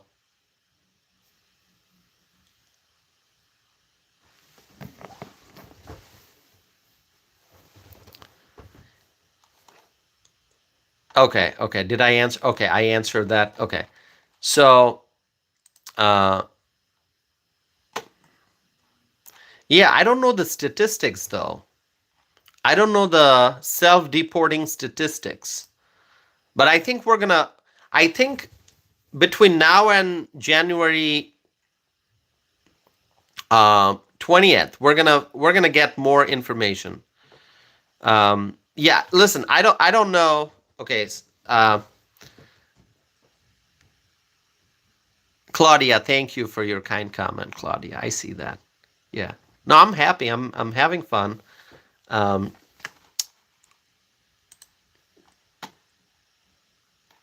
mm,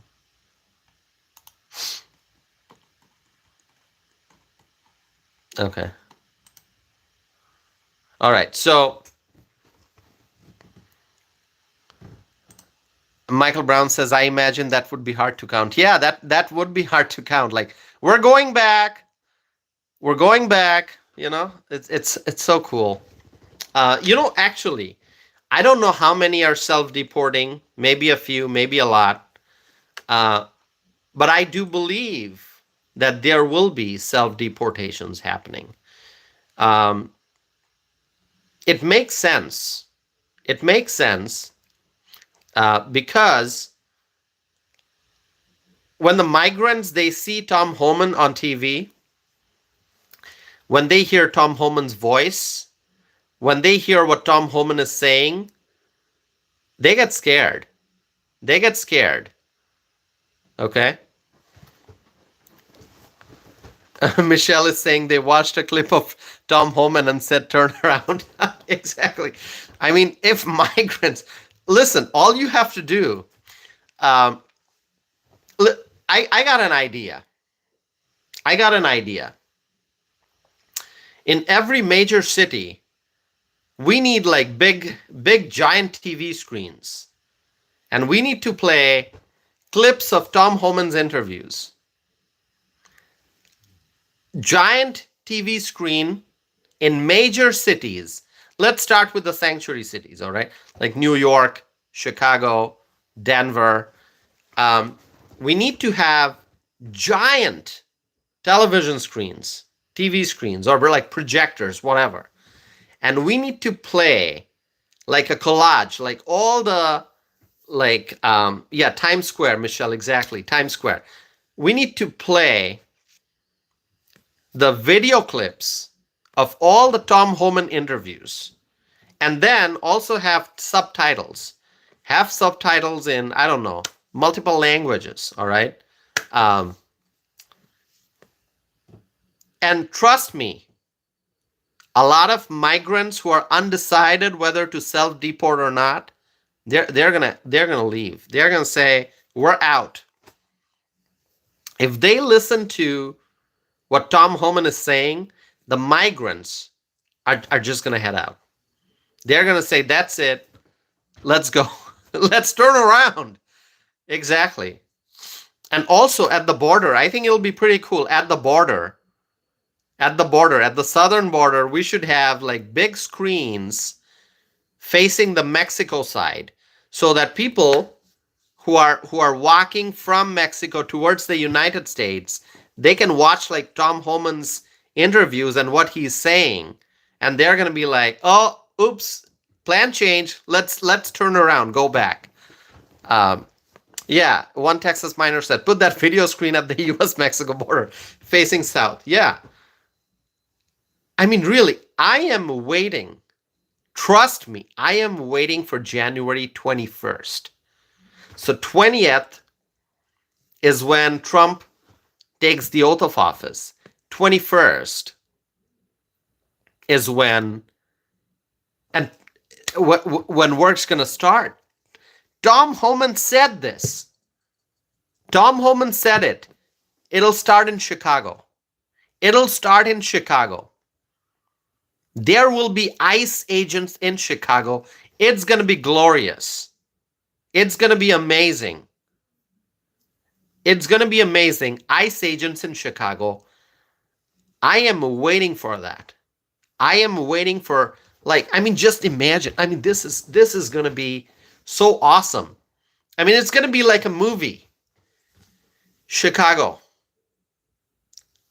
January 21st, the ICE agents. They're coming. They're coming. They're starting their work. They're going to be all over the city, doing what they're supposed to do. Enforce our nation's immigration laws. It's going to be great. Deport. Catch and deport. Okay? The Democrats believe in catch and release. The Republicans, we, the freedom-loving people, we believe in catch and deport. It's going to be glorious. Let me tell you. It's going to be amazing. And now that Tom Homan already announced ahead of time it's going to start in Chicago, guess what? All eyes will be on Chicago. January 21st. All eyes will be on Chicago. The media is going to be paying attention. People are going to be watching. It is going to be so wonderful. So wonderful. And, you know, if you have in recent months, if you have paid attention, then I'm sure you've seen video clips of Chicago residents speaking at city council meetings, expressing their anger and frustration with the Brandon Johnson administration, and you know, Chicago residents, American citizens who are like sick and tired of these Democrat politicians in charge of the city spending money on migrants. The freedom-loving people of Chicago, the American citizens living in Chicago, they do not want tax dollars to be spent on illegal immigrants.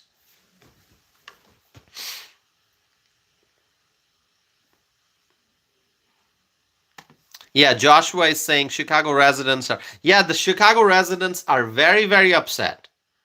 Very, very upset. Very, very upset. Mr. P is here. Hi, Mr. P.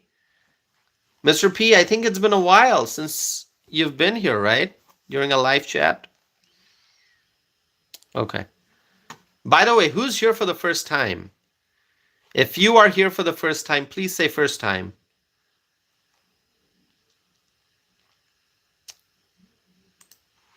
Who's here for the first time, my friends? Joshua is saying first time. Well, Joshua, please subscribe if you have not done so already. Subscribe to stay connected. Norse God is saying me. No, you've been here before, Norse. And Norse, I remember your name. Your name is Eric. You're from Chicago, Illinois. Tell me if I'm wrong. Norse is Eric from Chicago. I wrote it down. I remember it. All right. Norse is saying you are right. Well, thank you. Thank you. Thanks for being here.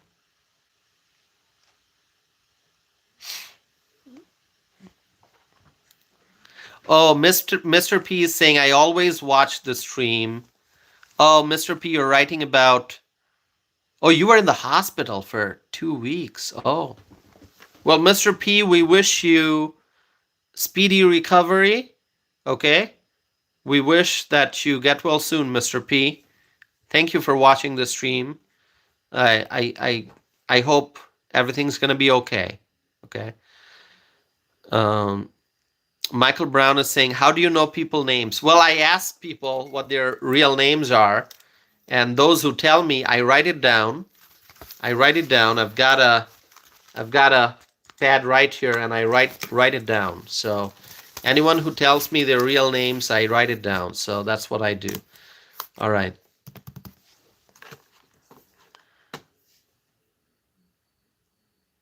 Okay. Mr. P is saying mine is John. All right, Mr. P. I'm going to write it down. Mr. P is John. Now, John, where are you from? What state are you in?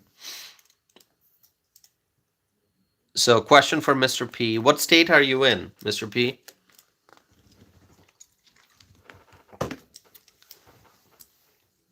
Joshua is saying, this is my real name. All right, thank you, Joshua. Okay, Mr. P is from Pennsylvania. All right. All right. Well, we have Misty. Our friend Misty is also from Pennsylvania. And I know Brian, I think, who goes by the name of Air Force USA. He's also from Pennsylvania. Okay, so Joshua, you are from Ohio. Okay.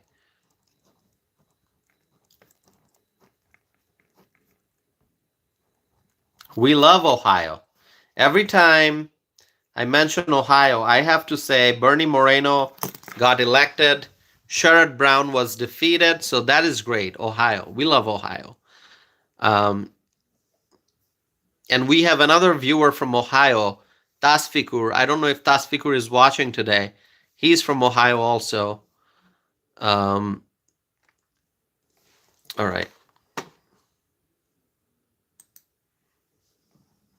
Elton is here. Elton from Brazil. Hello, Elton.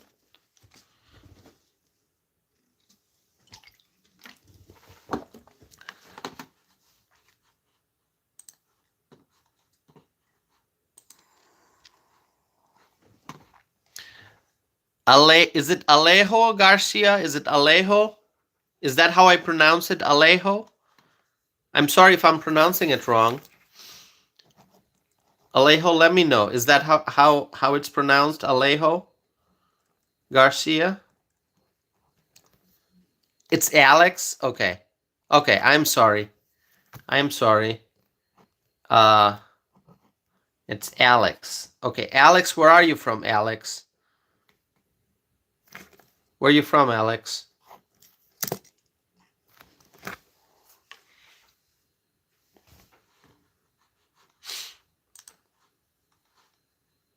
Okay, let's see.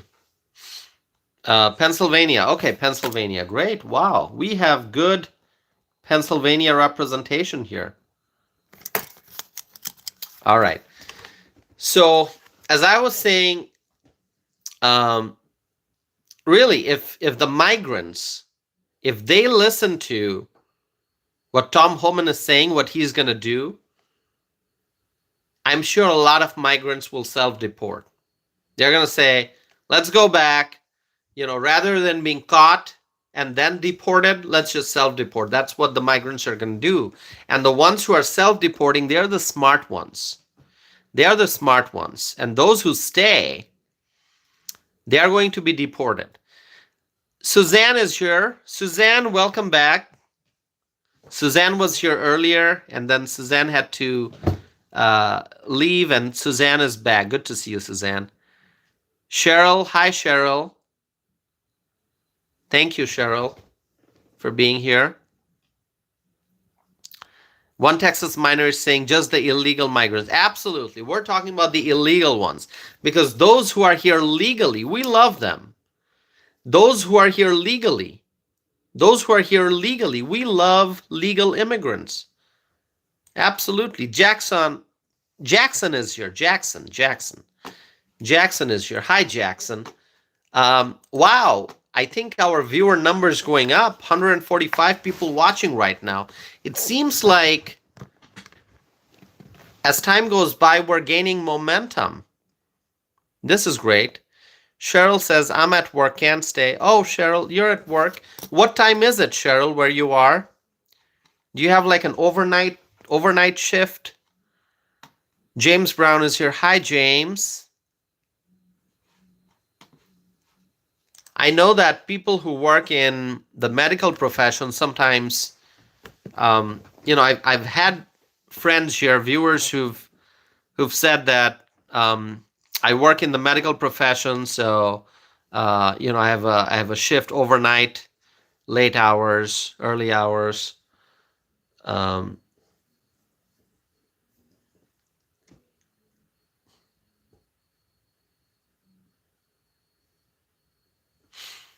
All right.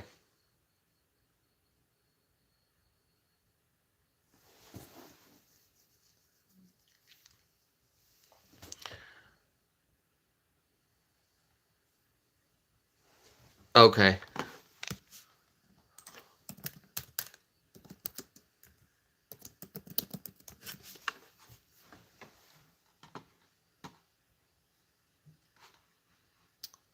All right. Okay. Cheryl is writing 1:03 a.m. Okay, so you're in the Eastern time zone. Cheryl says, oh, you work until 3 or 4. Okay. Okay, Cheryl. Cheryl, what state you are in? Did I ask you that before?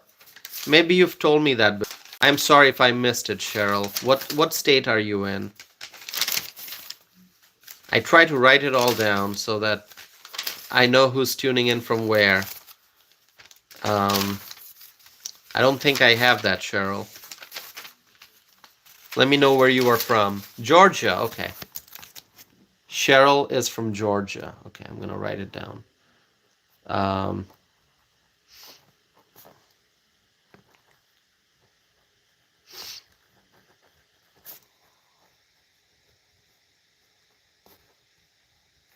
right. Michelle is asking, so I missed last night, Tossif. Did you all talk about Christopher Wray resignation? No, we did not discuss that resignation. We did not discuss the Christopher Wray resignation. But, Trump's happy. Trump's happy. I am looking forward to seeing Kash Patel. Looking forward to seeing Kash Patel, lead the FBI. He's gonna make the FBI great again, Kash Patel. So, Christopher Wray, he wants to leave. He can leave. Okay, it's a good thing. Christopher Wray can resign and go do something else. Okay, it's a good thing. Okay. So, Suzanne, did you just say that your time is 2:04 a.m.? Suzanne, please tell me again, where are you? Are you... I know you mentioned it, Suzanne. Would you please tell me again? It's 2:04 a.m. where you are. Nova Scotia. Okay. Okay. Okay. Yes, I knew that you're somewhere in Canada. I just um, I just had forgotten exactly where. So thank you, Suzanne. I know it's a beautiful place. I've never been there. I've been to Canada. I haven't been to Nova Scotia, so but I know it's beautiful. I know it is beautiful. Um, so let's see. So now I'm looking up Nova Scotia on the map. I know it's such a beautiful place. Canada is a beautiful country. Canada is a very beautiful country. Um, yeah, you are. It's yeah. I'm seeing it on a map. I'm seeing New Brunswick, Prince Edward Island, Nova Scotia. So beautiful. Right on the ocean. So amazing.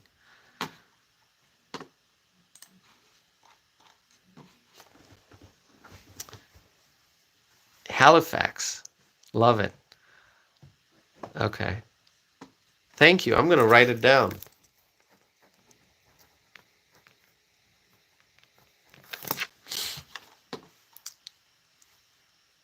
Uh,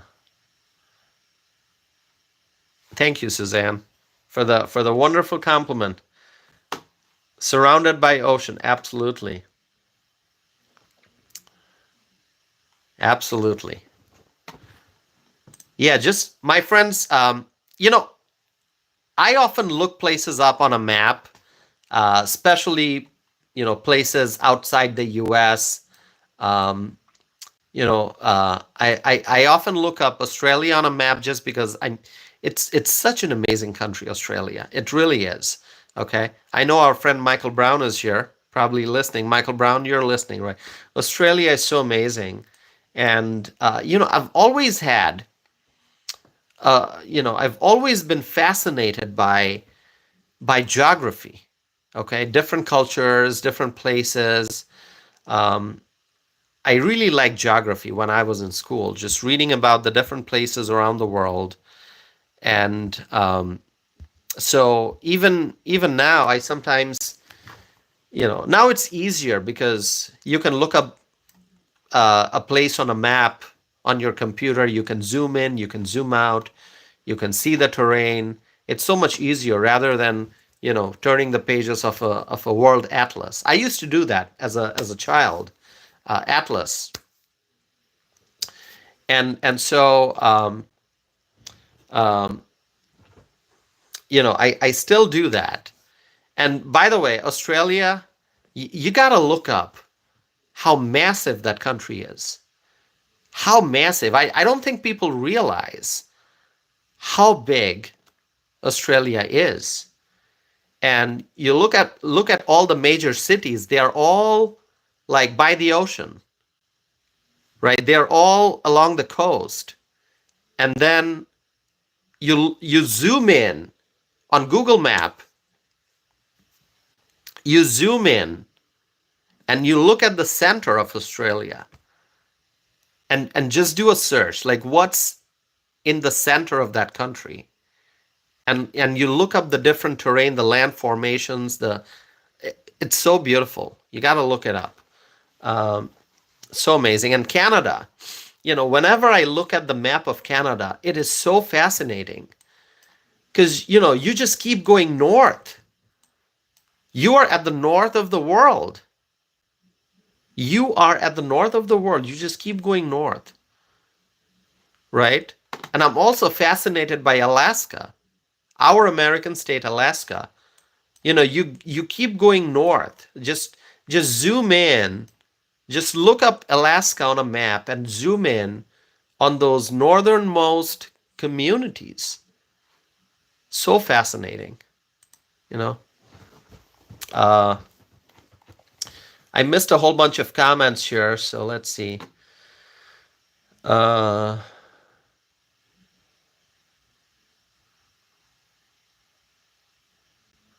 Okay. Let's see.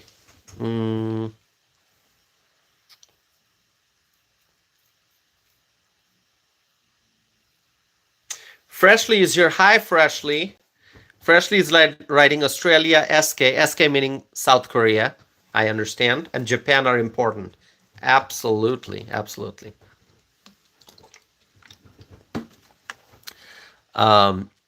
Yeah, South Korea, Australia, Japan, United Kingdom, Canada, New Zealand, all allies. All allies.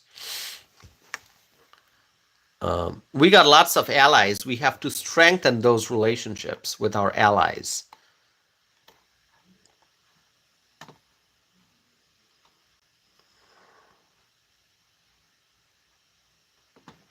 Jokers is saying I've been to both Alaska and Australia. That's awesome. I have not been to Australia. I've not been to Alaska. Um, but I would like to go to both of those places. Australia. I mean Australia. I think Michael Brown. I asked you this, right? Like if you want to explore Australia, how long, how much of time do you need? And you might have said like months, right? Just and still won't be enough. Um, okay. Australia is huge. Yeah, I've been to Toronto, and I've been to Toronto, Canada. And when I say Toronto, um, people, some people have actually commented on how I say Toronto. People say it's Toronto. Um, listen, my pronunciation is going to be different. Um, so I said Toronto, and I was talking to someone who said it's Toronto. It's Toronto. It's not Toronto. I don't know. Am I saying it right? Like I say Atlanta. Um, I say Atlanta, and some people say Atlanta. I don't say Atlanta. I say Atlanta, Toronto. That's how I pronounce it, right? So I've been to Toronto. Um, I've been to Niagara Falls, the Canadian side. I've been to the Canadian side of the Niagara Falls, which I think is better, right? I think that's what people say, that if you want to go to Niagara Falls, it's the view is much better from the Canadian side, right? Than the American side. I think the Canadian side is a better view. Am I correct? I don't know. You can tell me. Uh, Candy, are you leaving, Candy?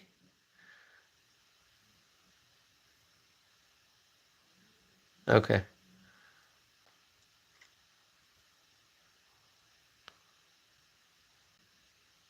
All right, Candy. Good night, Candy. Our friend Candy is heading out. Uh, but Candy, you'll be back for more live streams. I know Candy is gonna be back. Have a good night, Candy. I know this live stream's kind of long, like 2 hours and 8 minutes, and we're still continuing.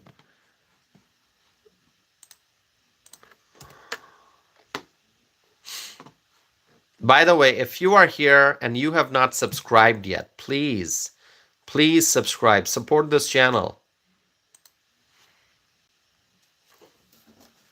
My ice mountain is almost. I need more water. I forgot my glass today, so I'm just drinking straight from my ice mountain. Let's see. Ice mountain, exactly. Ice mountain, let's see. Where do they bottle this? Proudly sourced in Michigan. Oh, okay. So Ice Mountain water comes from Michigan. We love Michigan. We love all American states. And of course, in particular, we love the ones that voted for Trump. I gotta be honest. I love those states that voted for Trump. Michigan voted for Trump.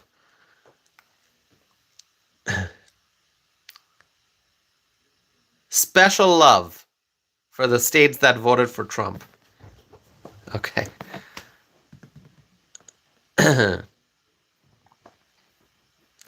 Okay. All right. Okay, my friends, let's see. So, I kind of got distracted from what I was saying. I was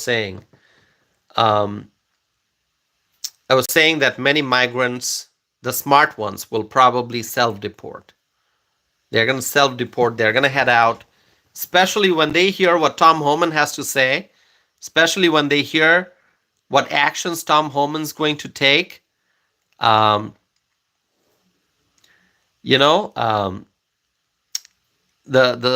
illegal immigrants, the smart ones, are going to self-deport. Okay? And those who are not the smart ones, they're going to stay back here only to be deported by ICE. It's going to happen. It's going to happen. It's going to happen. So, yeah. So either they leave on their own, they self-deport, or they will be deported because Tom Homan's coming. It's going to happen. Okay. So, my friends, this is the impact of a strong president. Even before Trump is, has officially, Trump still is in the president-elect mode, right? He has not been officially sworn in as the 47th president. He is going to be in January, but still he is the president-elect as of now. But even before he officially takes office, we see that there are reports of migrants self-deporting, migrants leaving. This is the effect of Trump's leadership. People know that Trump does what he says that he is going to do. So those who don't leave, the illegal immigrants who are not self-deporting, they are going to be deported because Tom Homan's coming. He's going to get the job done. Okay, now, my friends, I have to talk about another topic here. As you can tell, hold on one second.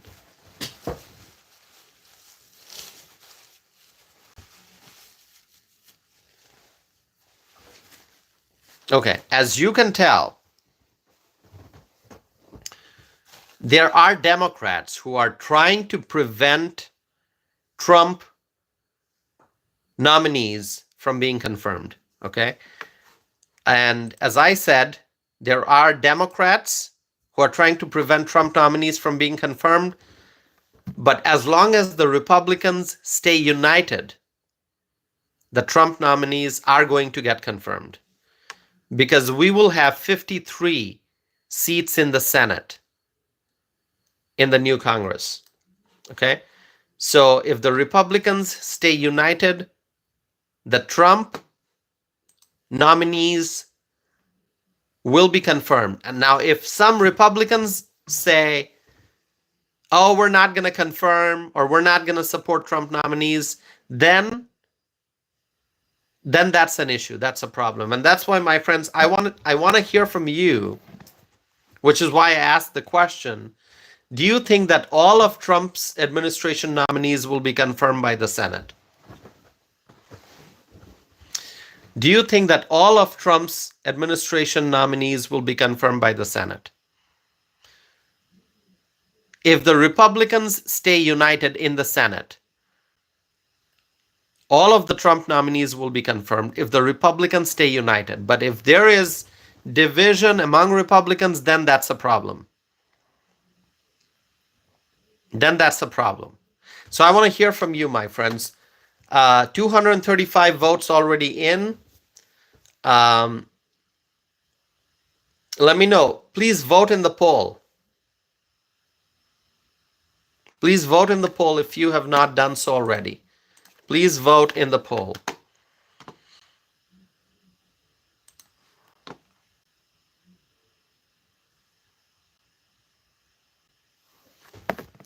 Yeah, there may be some never Trumpers, right, in Congress.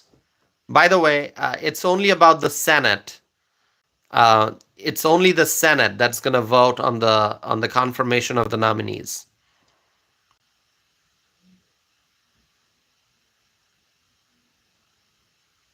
Okay. Yeah. All right. I'm going to end the poll. Let's see what the results are. I'm going to end the poll.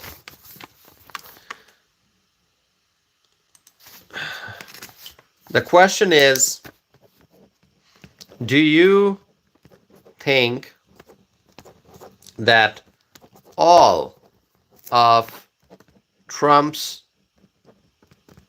administration nominees will be confirmed by the Senate? Okay, so 237 votes in, 67% said yes, and 32% said no. Okay.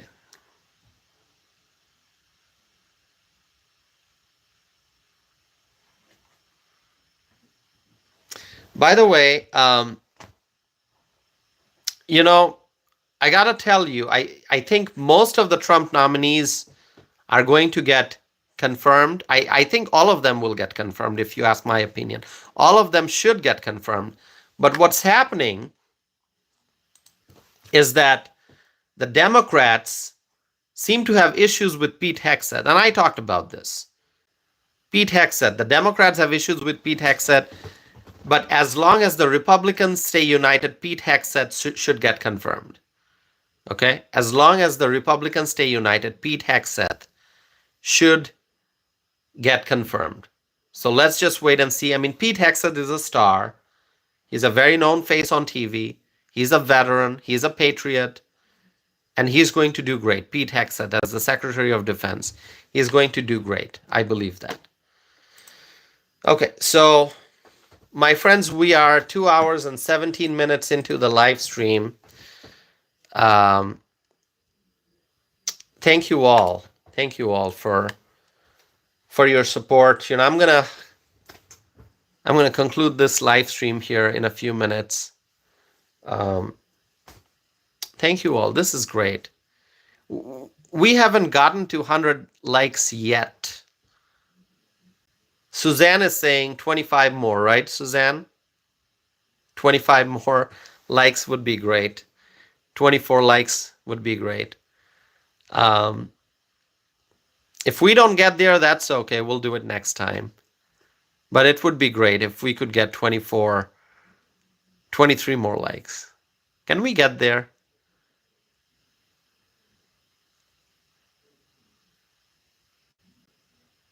Thank you, Suzanne, for your support.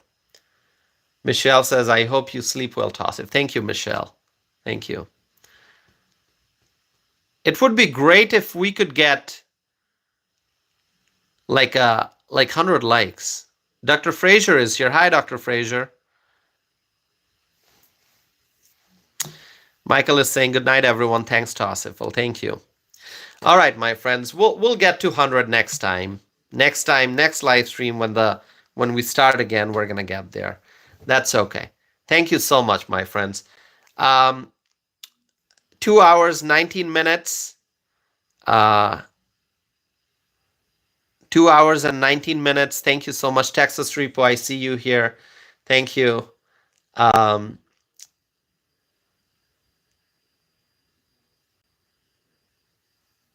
So Texas Repo is asking me about Middle East. Texas Repo, I'll comment on that in a future live stream. The Middle East, the Middle East issues, the conflict, with so many countries involved, with so many entities involved, it is so complex. It is so complex. I that's why I don't discuss it. You may have noticed I don't discuss it much on my channel because it is so complex, and it's always an evolving situation. Everything's changing all the time, and that's why I just keep it simple and I say that we need peace in the Middle East. And you know what, I know that Donald Trump is the right person for the job, and I've said it before. Donald Trump is the one who can bring peace to the Middle East, who can bring peace to the Middle East. And so people want peace in the Middle East. People want the Ukraine-Russia war to stop.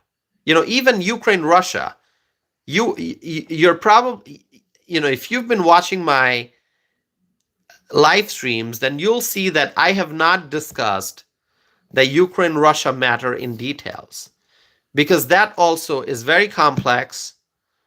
And I just keep things simple and I say we need Trump because only he can fix the problem. And I am so glad that we have Trump as president-elect. Trump can fix all these problems in the Middle East. Trump can fix the conflict. He can solve the conflict between Ukraine and Russia.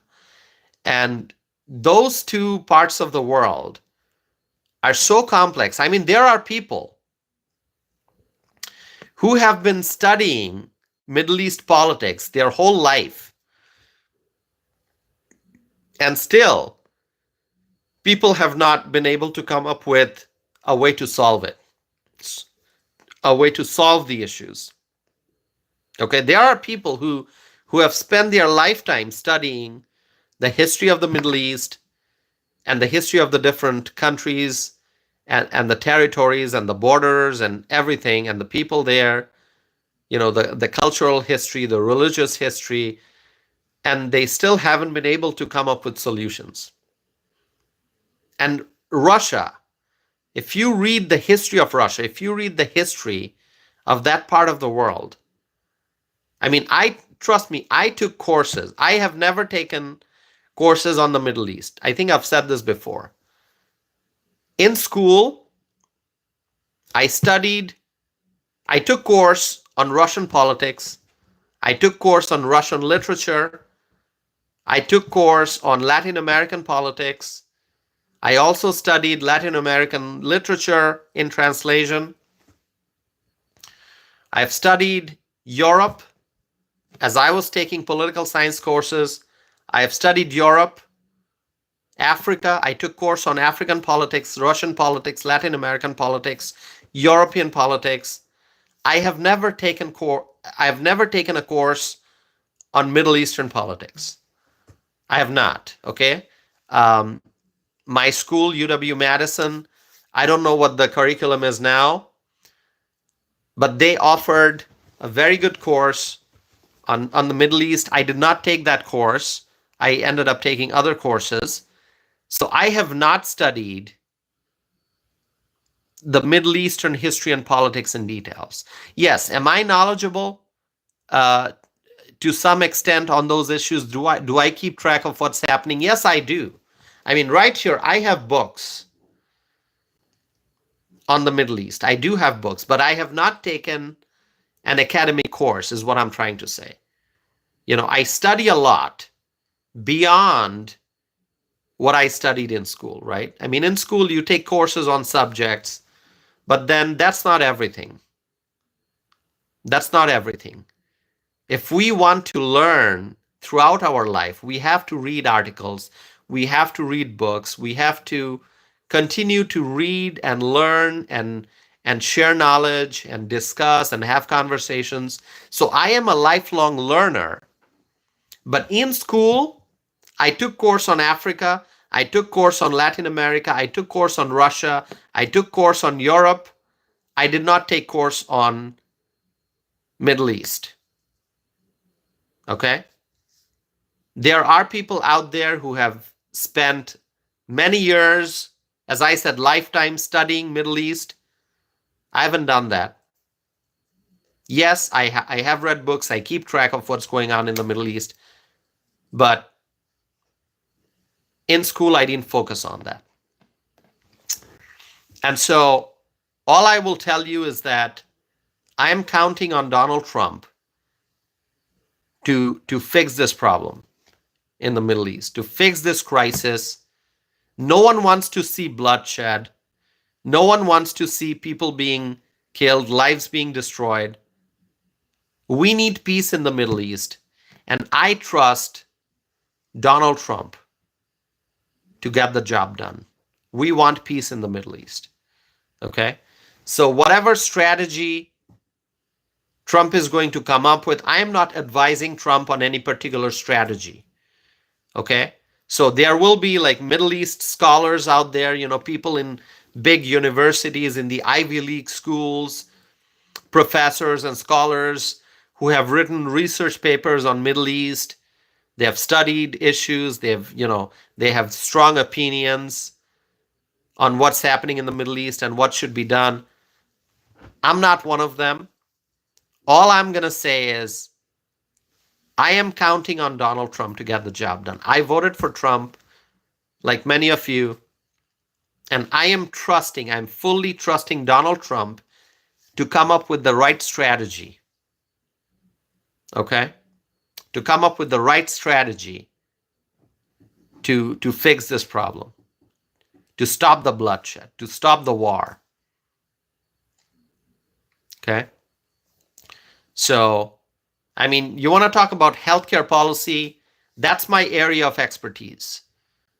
Okay? Because that is what I focus on. That is what I focused on in school. That is what I focus on now. I'm constantly learning. Healthcare policy, that's an area where I have a lot of experience. That's where I'm always learning. Middle East, I'm not a Middle East scholar. So I'm not going to advise Trump what the strategy should be. I'm not going to say, Mr. Trump, this is what you should do. This is what the road should be going forward. I just trust him to get the job done. To get the job done. Bring peace to the Middle East. That's what I want. Okay? And Ukraine, Russia, I have studied books on Russia. I have. Right here on my shelf, there are many works of fiction,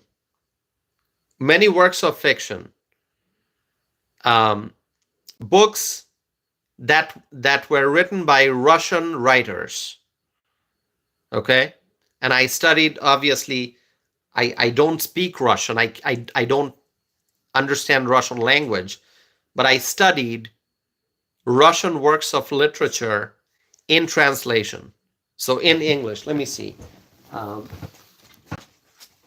me see if I can find a book here.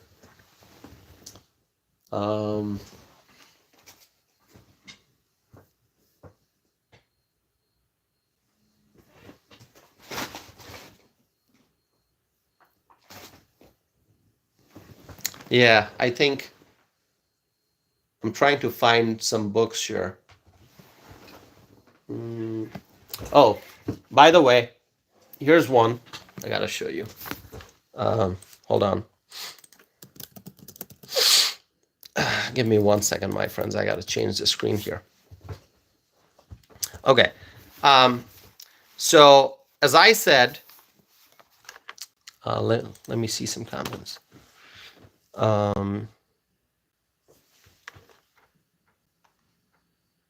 Okay, so as I said, I studied Russian politics. I took a course on Russian politics. I studied Russian literature in translation. This book that I'm going to show you, this was not an assigned reading for any of my courses. This is a book that my mother gave me, Anton Chekhov. Okay, just look him up, Anton Chekhov. Amazing amazing author, amazing author. Okay, Russian. So you can read this. Let me see what else I have. Hold on.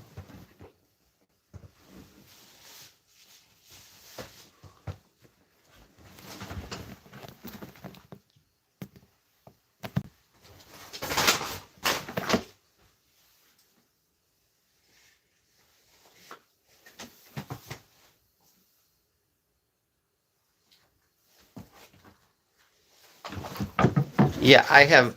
There are lots of other books that I'm not seeing right now. I know they are here somewhere. Um,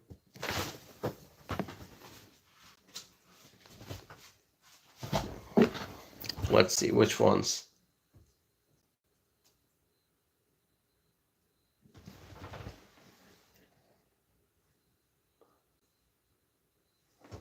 Okay, this is the only one I can find. So so what's happening here really is, um,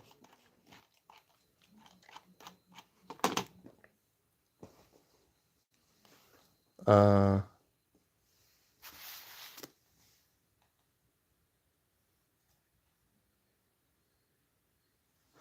okay, so what's happening really is I've got my shelf here. I've got two shelves just in this room, bookshelves, and I have a whole pile of books over here that are actually covering a lot of my books that are on the shelves. And so that's why I'm looking for some books. I can't find those just because there are other books blocking. Hold on. Um,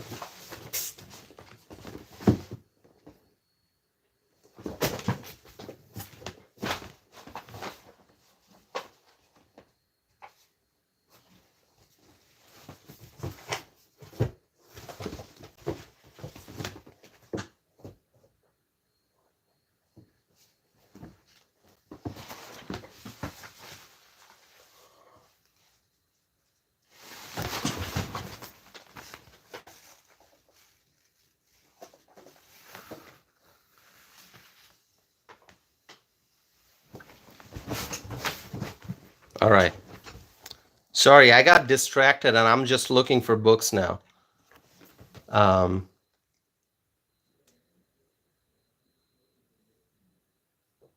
okay.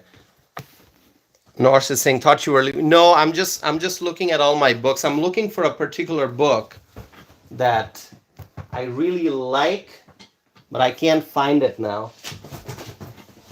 Um,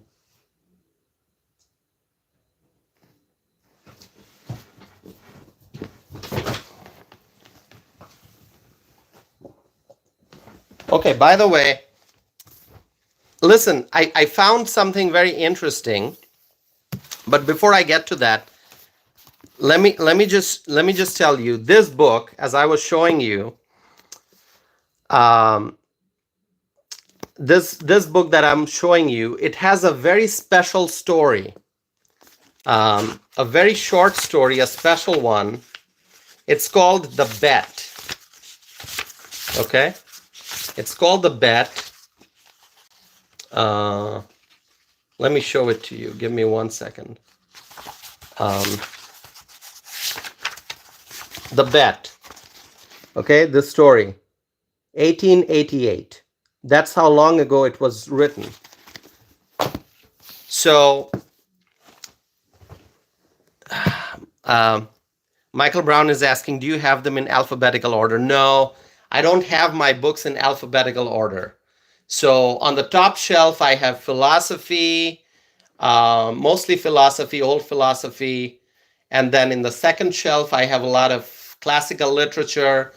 In the third shelf, I have some more literature, some Bengali books also. In the fourth one, I have some political science books. And the top two shelves I can't see because in front of those two shelves, there are other books piled up. So that's my issue. I have to remove a pile of books in order to see what's behind it. And then I have another shelf over there that's full of like, all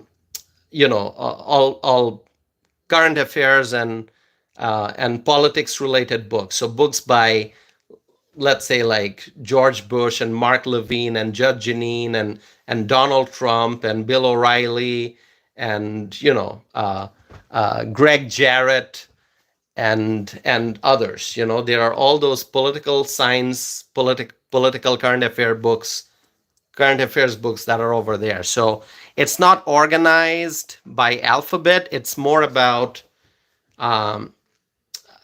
topics. But within a certain topic, it's not alphabetical. Okay. All right. Let's see. So this is a very special story, The Bet. When I was a little boy, my mother told me about this story, The Bet. Okay? I won't tell you what it is. Please read it. It's a short story. It's called The Bet. I'm going to write it down here. The Bet by Anton Chekhov. The Bet by Anton Chekhov. Please read it. Please read this story. It's just a few pages, just a couple of pages, okay? I'm not going to tell you what it is, but it's heart touching. And, you're going to see life very differently after you read the story. It's about a bet. And it's so amazing. I mean, you want a recommendation? This is it. My mother told me the story when I was a young boy. And then, I don't remember exactly when, but a few years ago, we were at a Barnes and Noble, I think, and she picked up this book because she saw Anton Chekhov, and she gave me this book.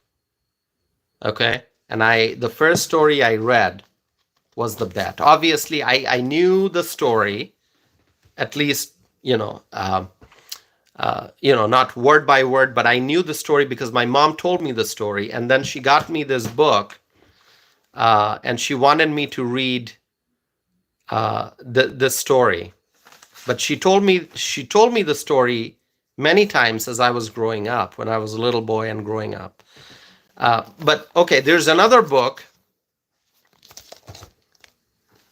She Has Surrendered to Slumber. This is my book. Can you believe that? So I published this.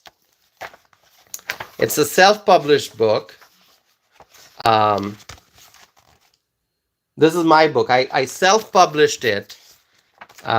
This was back in 2008. Okay? So please read. I mean, you can check out this book also. You can check out this book if you want. Self-published, 2008. A long time ago. I was a student back then. I wrote these poems when I was a teenager. And after I came to the United States, I self-published this book. Okay. So you can read it from 2008. It's on the internet. It's called She Has Surrendered to Slumber. She Has Surrendered to Slumber. Okay. By the way, there's another really awesome book that I want to find out here. Give me 1 second.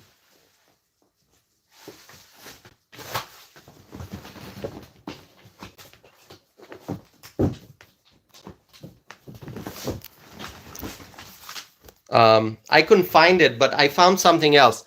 Who likes to read Homer, the Iliad? The Iliad. Who wants to read the Iliad and the Odyssey? Okay. Edwin, good to see you, Edwin.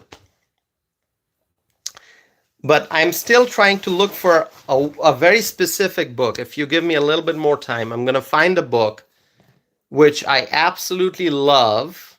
It's written by a Russian author. Um, let me see if I can find it.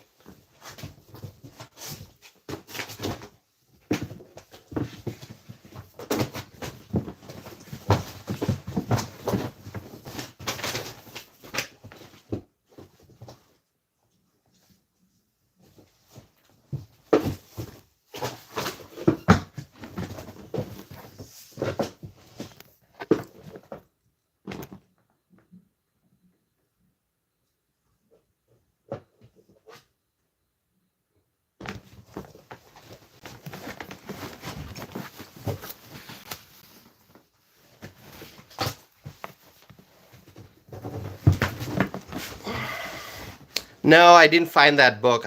But I'll give you the name. Okay, I have that book.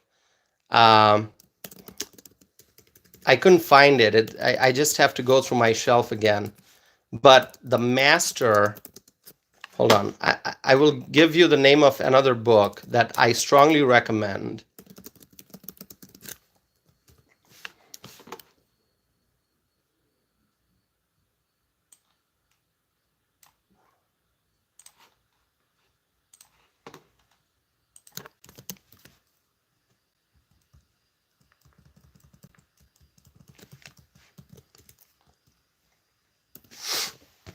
Okay, The Master and Margarita by, okay, I didn't write it properly. Uh, The Master and Margarita by Mikhail Bulgakov. It's not Margarita by, hold on. Error right here, hold on. I'm going to write it again. Okay, The Master and Margarita by Mikhail Bulgakov.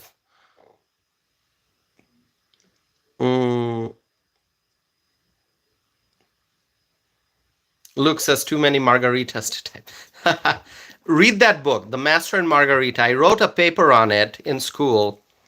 It's really good. I just found another poli-sci philosophy book here.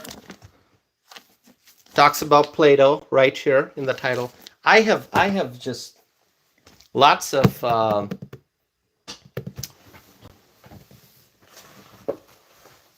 lots and lots of. There's another very interesting book, not political science or anything, but this is very interesting. Why We Sleep. Why We Sleep. I read this book, very interesting. It's a bestseller. It says, Why We Sleep, Unlocking the Power of Sleep and Dreams. It's written by a scholar, and it's about sleep. Very detailed analysis about, what happens when we sleep. It also talks about caffeine, by the way, how caffeine affects our sleep, circadian rhythm, so on and so forth. Really amazing book. Why We Sleep. You got to read it if you haven't. That's another recommendation. Let's see what else we have here. And then obviously I've got my textbooks here, macroeconomics right here. Just a lot of books, really. Anyway, yeah, I usually, so this is one thing about me. I don't. I have most of my textbooks. I don't get rid of books. I just keep them in my collection. Let's see what else I have. Yeah.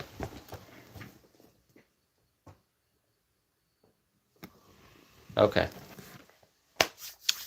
So yeah. Wow, 85 likes. Not 100 yet.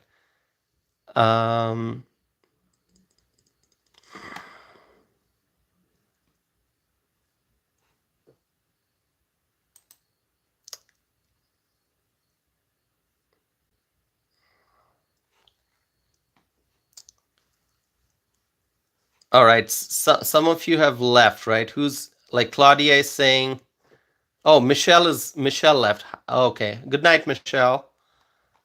Um, all right. One Texas minor is leaving. Okay, that's okay. I know it's kind of late. We are 2 hours 45 minutes into this live stream. It's really late. Norse is asking, what is our topic tomorrow? Well, I don't always like decide all the topics well ahead of time. Usually it's the news of the day, right? And my analysis or anything that I think I need to share. Um, so yeah, I don't have it all planned out what I'm going to talk about tomorrow, but there's always going to be things to talk about. So yeah, like if I wake up tomorrow morning and there's like a big breaking news that I have lots of opinions on, I'll just do a live stream on it. Okay, so I'm still looking for that one book, The Master and Margarita, that I just can't find because there are so many other books blocking my view.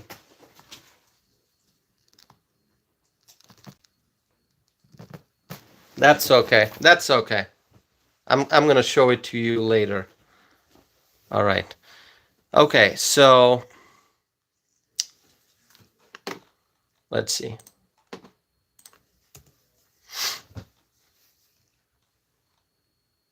Okay, someone asked me my favorite bit of philosophy. I mentioned I read like old stuff.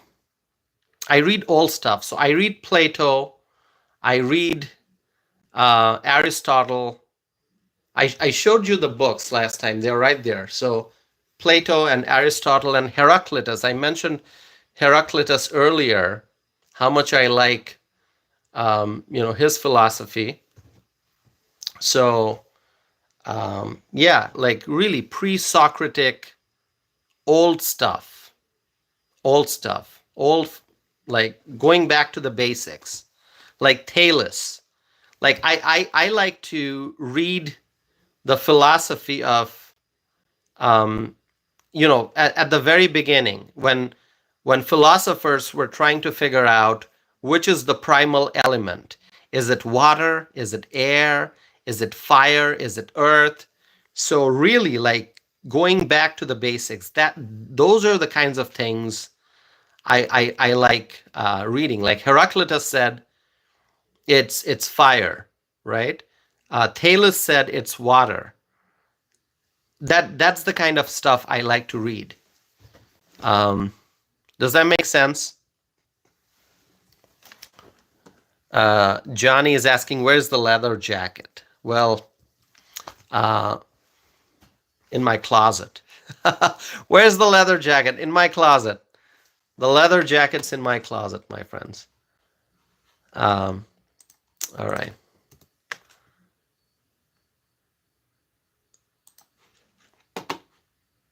So yeah, no, I will write a book, like 10 books, a book recommendation. I will do that, and I will share that with you all. I'm still trying to see if I can find that book. I don't think I can. I have Bill O'Reilly books I mentioned earlier. Anyway, Johnny sings, save that jacket for special nights. Okay. Every night is special. Every night is special. When I'm with my friends, it's special. Absolutely. All right, my friends. So I'm gonna wrap it up. Oh, we like 12 or 13 likes short of reaching 100. I don't know if we're gonna get there. I don't know if we're gonna get to 100 tonight. Are we gonna get to 100 tonight? Please subscribe. That's okay. If we don't get to 100, that's fine. We're gonna get there next time. I just appreciate all of you tuning in, and supporting this channel and participating in the discussion. Okay. Anyway, so my friends, thank you so very much. I wish I could find that book, The Master and Margarita. I'm looking for it. I just can't find it. I have to dig deeper into my collection. But really, Master and Margarita, awesome book. But please read The Bet. Anton Chekhov, The Bet. Please read it. And, as soon as you read it, just let me know what you think about it. Just read the book. And I'm going to publish my book recommendations. I'm going to try to do it before the end of the weekend. My book recommendations, 10 top books. Thank you, my friends. I appreciate each and every one of you. Thank you. And yeah, thank you so much. Oh, we are at 91. Now I'm feeling like can we get to 100? Can we get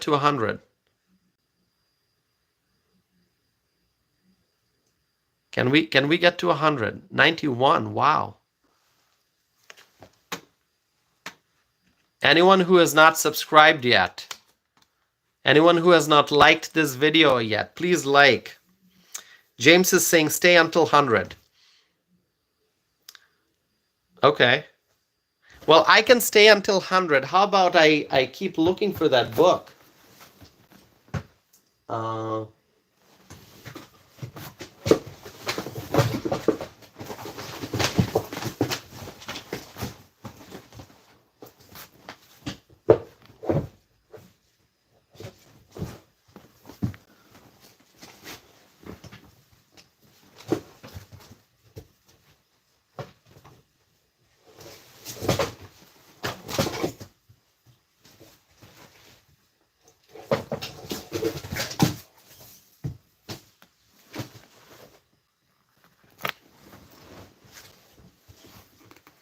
I found a statistics book instead.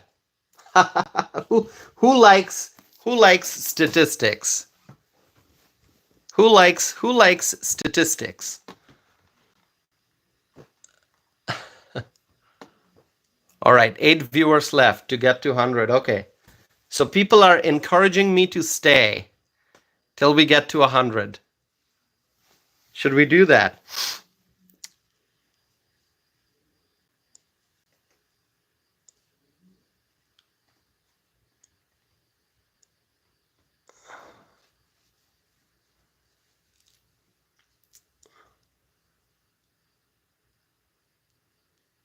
Four TP has a kind compliment from me. Thank you, 4TP.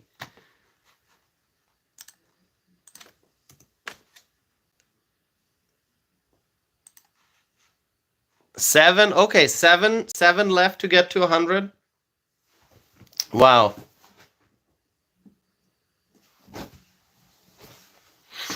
Can we get to 100? Drum roll, right?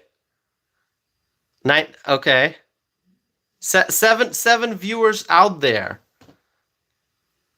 I would probably have left a while ago, but now I'm feeling like encouraged to stay until we get to 100. I see the excitement here. I see the excitement, and I'm like, I can't leave. Although my Ice Mountain, I need to go get another bottle of Ice Mountain, but I'm not moving until we get to 100, or maybe I'll just get out and get another bottle and come back. I don't know. Please hit the like button, my friends. We're trying to get to 100 likes. Can we do it? Can we get there? Suzanne says not vodka. Not vodka. Not vodka. Okay, viewer is asking, do you like tequila? I don't drink alcohol. I don't drink alcohol. So, all right.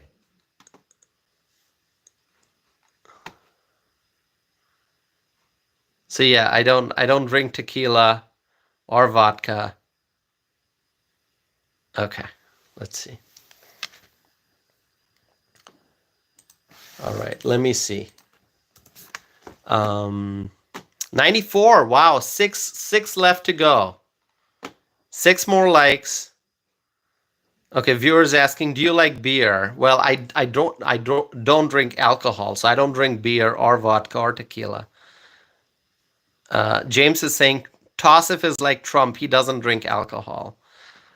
Yep, I don't drink alcohol. Jackson is saying, do you watch a lot of Newsmax? Well, I mostly watch Fox. I watch a lot of Fox News. Well, I don't get to watch TV a whole lot, you know. As I've mentioned before, I'm more of a reader, so I read news. I like to read.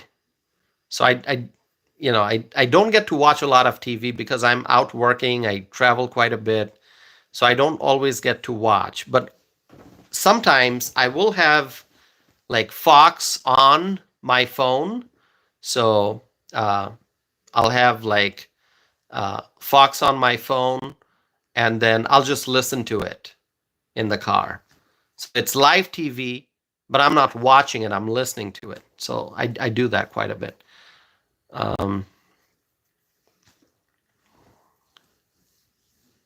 Jackson, thank you, Jackson. Thank you for your kind words. Okay, we are at what 96 now. Can we get to 100? It'll be so awesome. Can we get to 100? Getting close.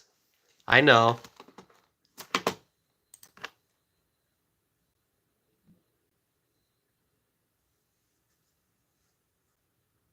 Wow. Okay. 97 is it?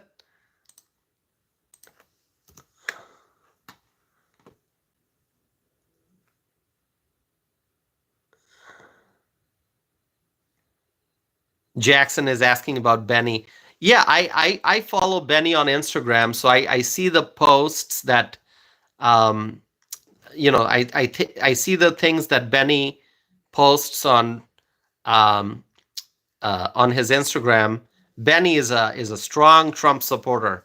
Obviously, yeah. Benny is a great guy. I've never met him in person, but he's such a strong Trump supporter. Okay. All right.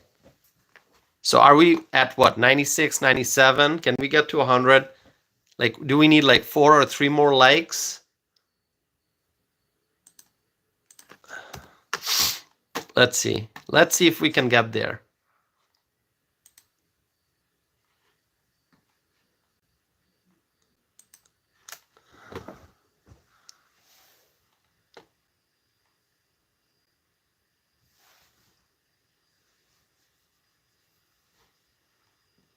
Okay, so while we are waiting for those extra likes, let me share with you how you can connect with me on social media. So I'll give you the link to my Facebook page if you want to connect with me on Facebook. You can go to Tosifanam MPA. Tosifanam MPA. You can look me up on Facebook, and you can you can follow that page, and you can stay connected with me on Facebook. Okay. If you want to connect with me on Twitter, if you want to connect with me on Twitter, which is now known as X, right? We call it X. You can do so. All you have to do is look me up on X. It's Tosifanam. Okay. So we're so close to 100 likes, but we're short. We're a little short. Can we get there? Hit the like button, my friends.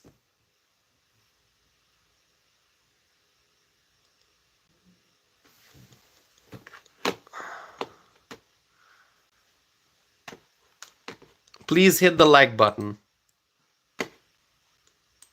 Suzanne, thank you so much. Suzanne is really helping us get to 100 likes today. Michael says, I watched your Fox and Friends appearance on X. Michael, what did you think about it? Did you like it?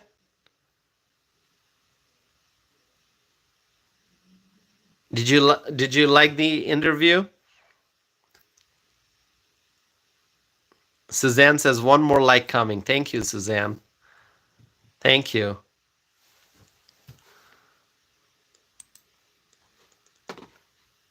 So, Michael, I'm curious to hear your thoughts on it.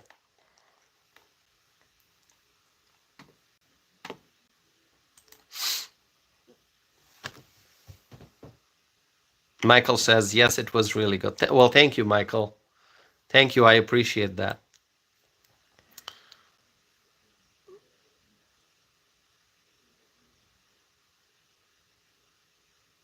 Okay, so are we, what, 2 likes short?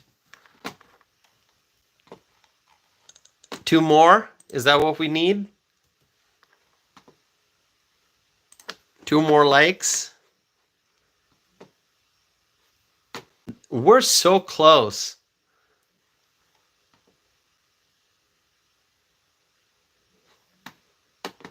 We are so close. Michael, thank you.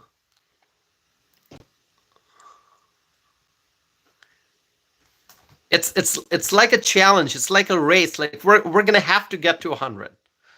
We're gonna have to get to 100, and then it'll feel like, okay, we've accomplished this milestone, right? The same way we got to 10,000 plus subscribers.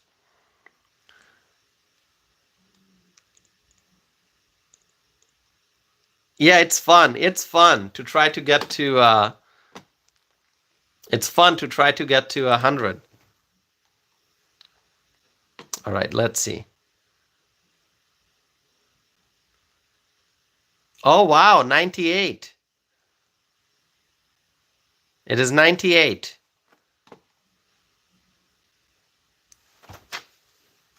This is so great.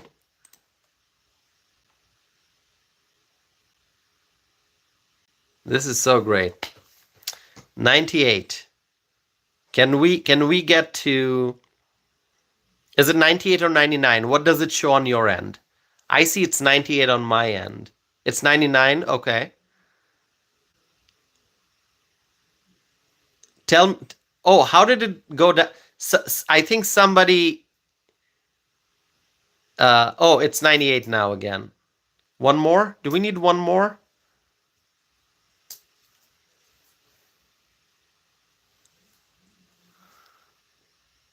Let's see. Let's see who's here.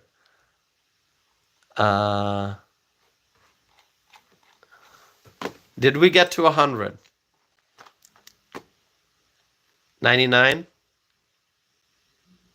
This is so great. This is like different. This is like a whole new level of fun. Did we get it? Are we at 100? Are we at 100? Are we at 100? Are we at 100? 100? Did we reach 100? We got it? 100? That is so awesome. Oh my God. This is so awesome. Thank you. Thank you so much. Got 100. This is so great. Isn't that amazing? Isn't that amazing? Oh, is it down to 99? You know what happens? I think what some people do sometimes is they remove the like. I think that's what happens. I think that's what happens. So that happens with subscription numbers too. Let's say I gain like 10 subscribers and then 2 of them will leave. I see the number go down. That happens. So, you know, are we at 100? Do you think we are at 100 or do we need a few extras? We're at 100? Are we confident? Okay. It is 100. I can see it 100 on my end. I can see it 100 on my end. Thank you, Suzanne. Thank you for Suzanne has been such a tremendous supporter, encouraging people to to like this video today, and helped us get to 101. So great. Thank you so much. And each and every one of you, thank you all for your support. Thank you so very much. James and Claudia, and who else? Michael Brown and Sue Ellen. Hi, Sue Ellen. And Jackson. James, did I mention James? Um, Joshua, and so many others, right? So many others. Michelle was here earlier, and everyone else, everyone else. Thank you so very much. Thank you. Misty, Freshly, and everyone. I know if I mention the names, I'll miss some names, so I'm just gonna say everyone. Thank you so very much, Dr. Frazier, Mr. P, Tangerine. Who else? Everyone. Ken. Um, who did I miss? Who did I miss? Oh, Brian is here. Air Force USA. Brian is here. Thank you so much. Thank you, everyone. Thank you. Thank you so very much. All right, my friends. Now it feels like we've accomplished a milestone tonight. 100 likes. Thank you. Thank you so very much. Thank you. Thank you. Thank you. Thank you. Thank you. My friends, should we conclude the live stream tonight here? We have been here 3 hours and 7 minutes. 3 hours and 7 minutes. One of the longest. I think the longest live stream I did was 3 hours and 38 minutes. So anytime we cross 3 hours, it's a long live stream. And I appreciate all your support. All your support. And Suzanne, we should all thank Suzanne for being such a great, such a great advocate for this community tonight, right? We've been seeing how Suzanne has been saying, just 25 more, 24 more, and here we are. We reached 100. So thank you, Suzanne. Thank you so very much. Each and every one of you, you all are such wonderful members of this community that we have. Thank you. Thank you. Thank you so very much. We are freedom-loving people, and we are all friends. We're part of this community. So, my friends, thank you so very much. Let's wrap up this live stream tonight, okay? Thank you. I know it's 1:15 a.m. here, and in the Eastern time zone, it's 2:15 a.m. And as Suzanne mentioned, in Nova Scotia, it's what, 3:15, right, Suzanne? 3:15. Well, the people in the Pacific time zone, they are still they are at 11:15. They are at 11:15. Okay, so different time zones. We all gather here. We all gather here because we are freedom-loving people. So let's wrap up this live stream. Thank you again, everyone, and thank you, Suzanne, for being such a great advocate and supporter for this channel. So, my friends, may God bless you all. May God bless our great leader. May God bless our great leader, Donald J. Trump. And may God bless the Trump administration, the incoming Trump administration. And may God give our president and his allies, Donald Trump and his allies, the strength and the energy needed to make America great again. Okay? So thank you so very much, my friends. Thank you. And may God bless the United States of America, and may God bless our allies. May God bless our allies. Our country, the United States of America, has great allies. May God bless our allies also. So thank you all, my friends. I will be back with more videos and more live streams. So please stay connected. Thank you so very much, each and every one of you. Have a wonderful night, and I'll be back again with more videos and more live stream. Thank you again. Have a wonderful night.